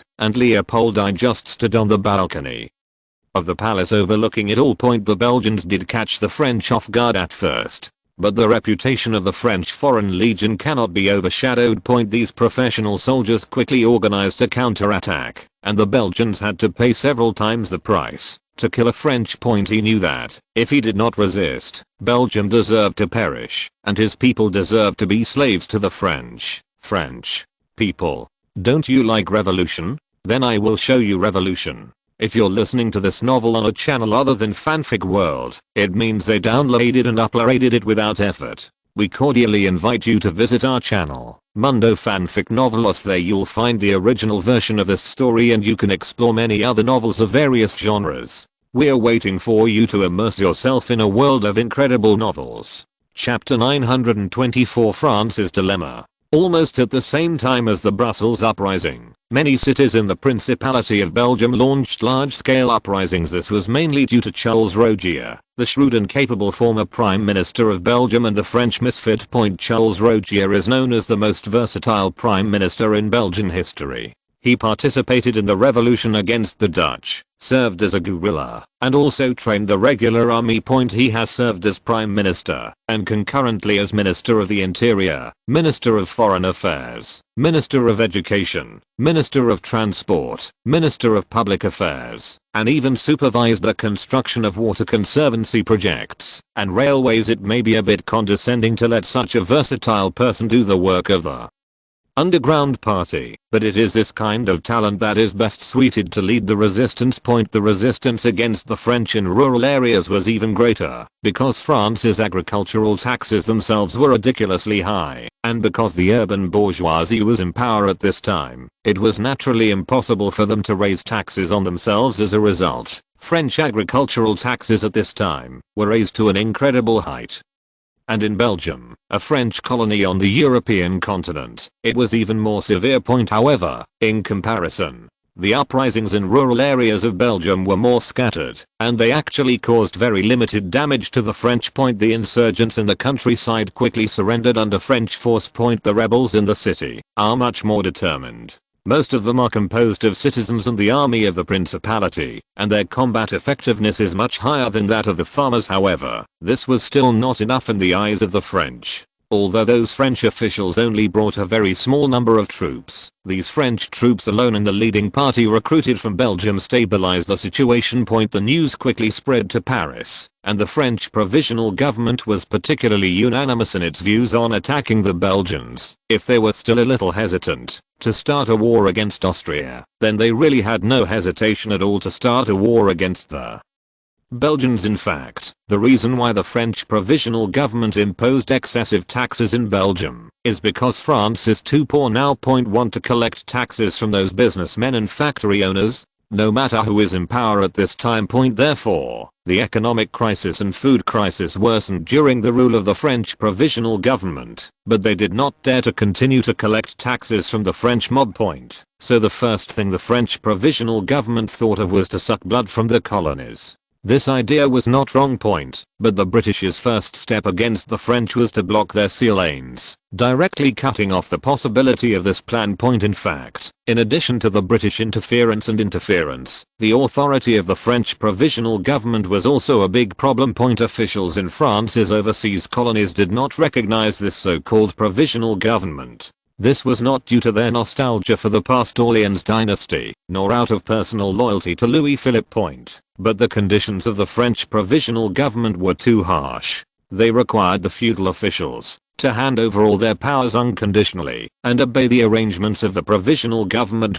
Historically, the French provisional government's reception work was very rough. However, France's largest colony at that time was Algeria, and it also needed supplies from France, so there was no rebellion. However, it was completely different at this time. France was the largest colonial power after Britain. In particular, the Texas colony had long been dissatisfied with French rule, and Guizot himself was also dissatisfied with this so-called provisional government. The most ridiculous thing is that the French provisional government actually sent a team of 200 people to take over the Texas colony, while Guizot himself and his staff had to go to Paris to report on their work. As a result, this mission mysteriously disappeared in the Texas colony. Most of the governors of other colonies also dismissed this so-called provisional government, and the governor of Algeria directly raised the flag of rebellion. This rebellion does not exist in history, because in Algeria's situation, it could not survive for half a year without local assistance. Historically, the Duke of Omar, the fourth son of Louis Philippe, was the governor of Algeria. He had an army of less than 100,000 men. But the last hope of the Orleans dynasty left his troops to the French Hugon without firing a shot. However, history quietly changed at this time.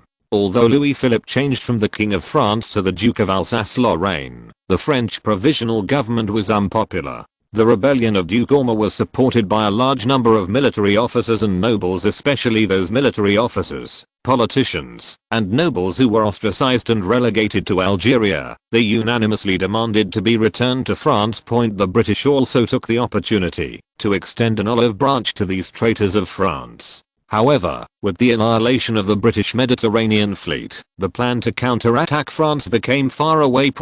Although they failed to counterattack the French mainland, the benefits given by the British this time were real. That is food and supplies, which are what Algeria lacks most at this time.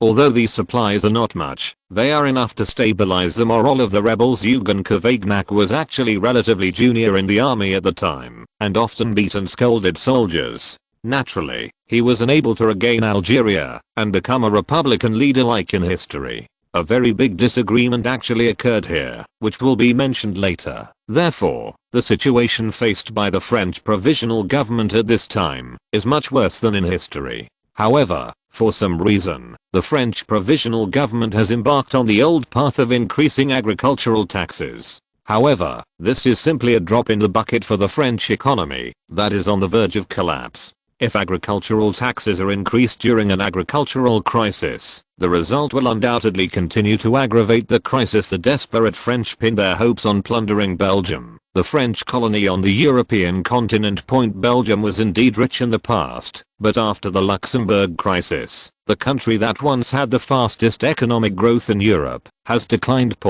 Even if there was no Luxembourg crisis, Belgium's size would not be able to solve France's current crisis, but the French provisional government did it anyway, not because they were stupid, but because they could only do this. Only in this way can the interest groups behind them be satisfied, and they can have the votes to continue to be in power. However, the result was that in the eyes of outsiders, it looked like a lot of confusion, but the decision makers were indeed the top talents in France at the time. On the issue of declaring war, the French may still be hesitant when facing the powerful Austrian Empire, but they appear confident when facing the Belgians. The French provisional government almost unanimously approved the proposal to declare war on Belgium and annex it. However, before the French could make a decision, the Frankfurt Assembly of the German Confederation received news of the Brussels uprising.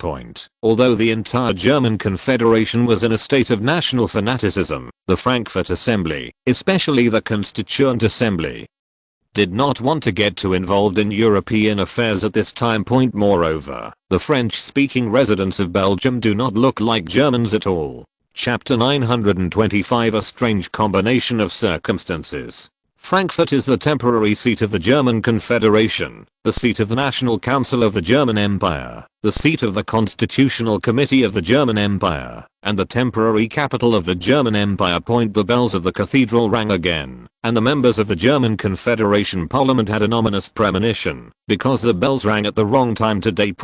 When they arrived at the seat of the Provisional Parliament, sure enough, a man holding the German flag upside down was already standing in front of the gate. In fact, what Charles Rogier held was the Belgian flag, but those MPs had preconceived ideas. There was an uproar at the beginning of the parliament. First the old court array of Luxembourg, then William II of the Netherlands, then the Boer Pretoria of South Africa, and a few days ago Louis Philippe.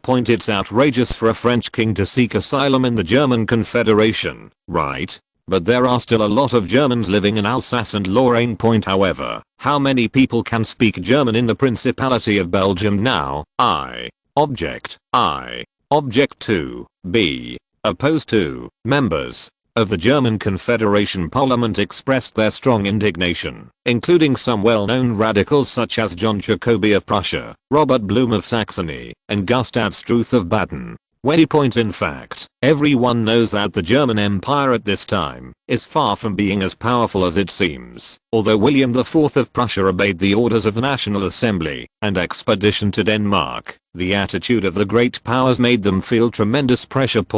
Although these people clamor every day to punch England and kick Russia, they are just slogans for others to hear, and they themselves will not really believe it. In addition, Franz Joseph's delay in accepting the crown of the German Emperor also made them uneasy. After all, the Austrian Empire was the most powerful member of the Greater German Empire, and was the former ruler of the Holy Roman Empire. They chose Franz, not only because of the rumors, but also because it would have the least resistance to their Greater Germany plan. How many Germans are there in Belgium now? Why should we help them fight? Right. Agree. Our king is a German. That's okay. The members of the Frankfurt National Assembly thought of 10,000 alpacas running past. However, this makes sense in legal terms. Leopold I was from a serious German noble family. If we deny him, it would be equivalent to denying the legitimacy of Prussia and Austria's rule over the ethnic minorities. The members of the National Assembly in Frankfurt do not have such courage. After all, without Austria and Prussia, the so-called German Empire would be a joke.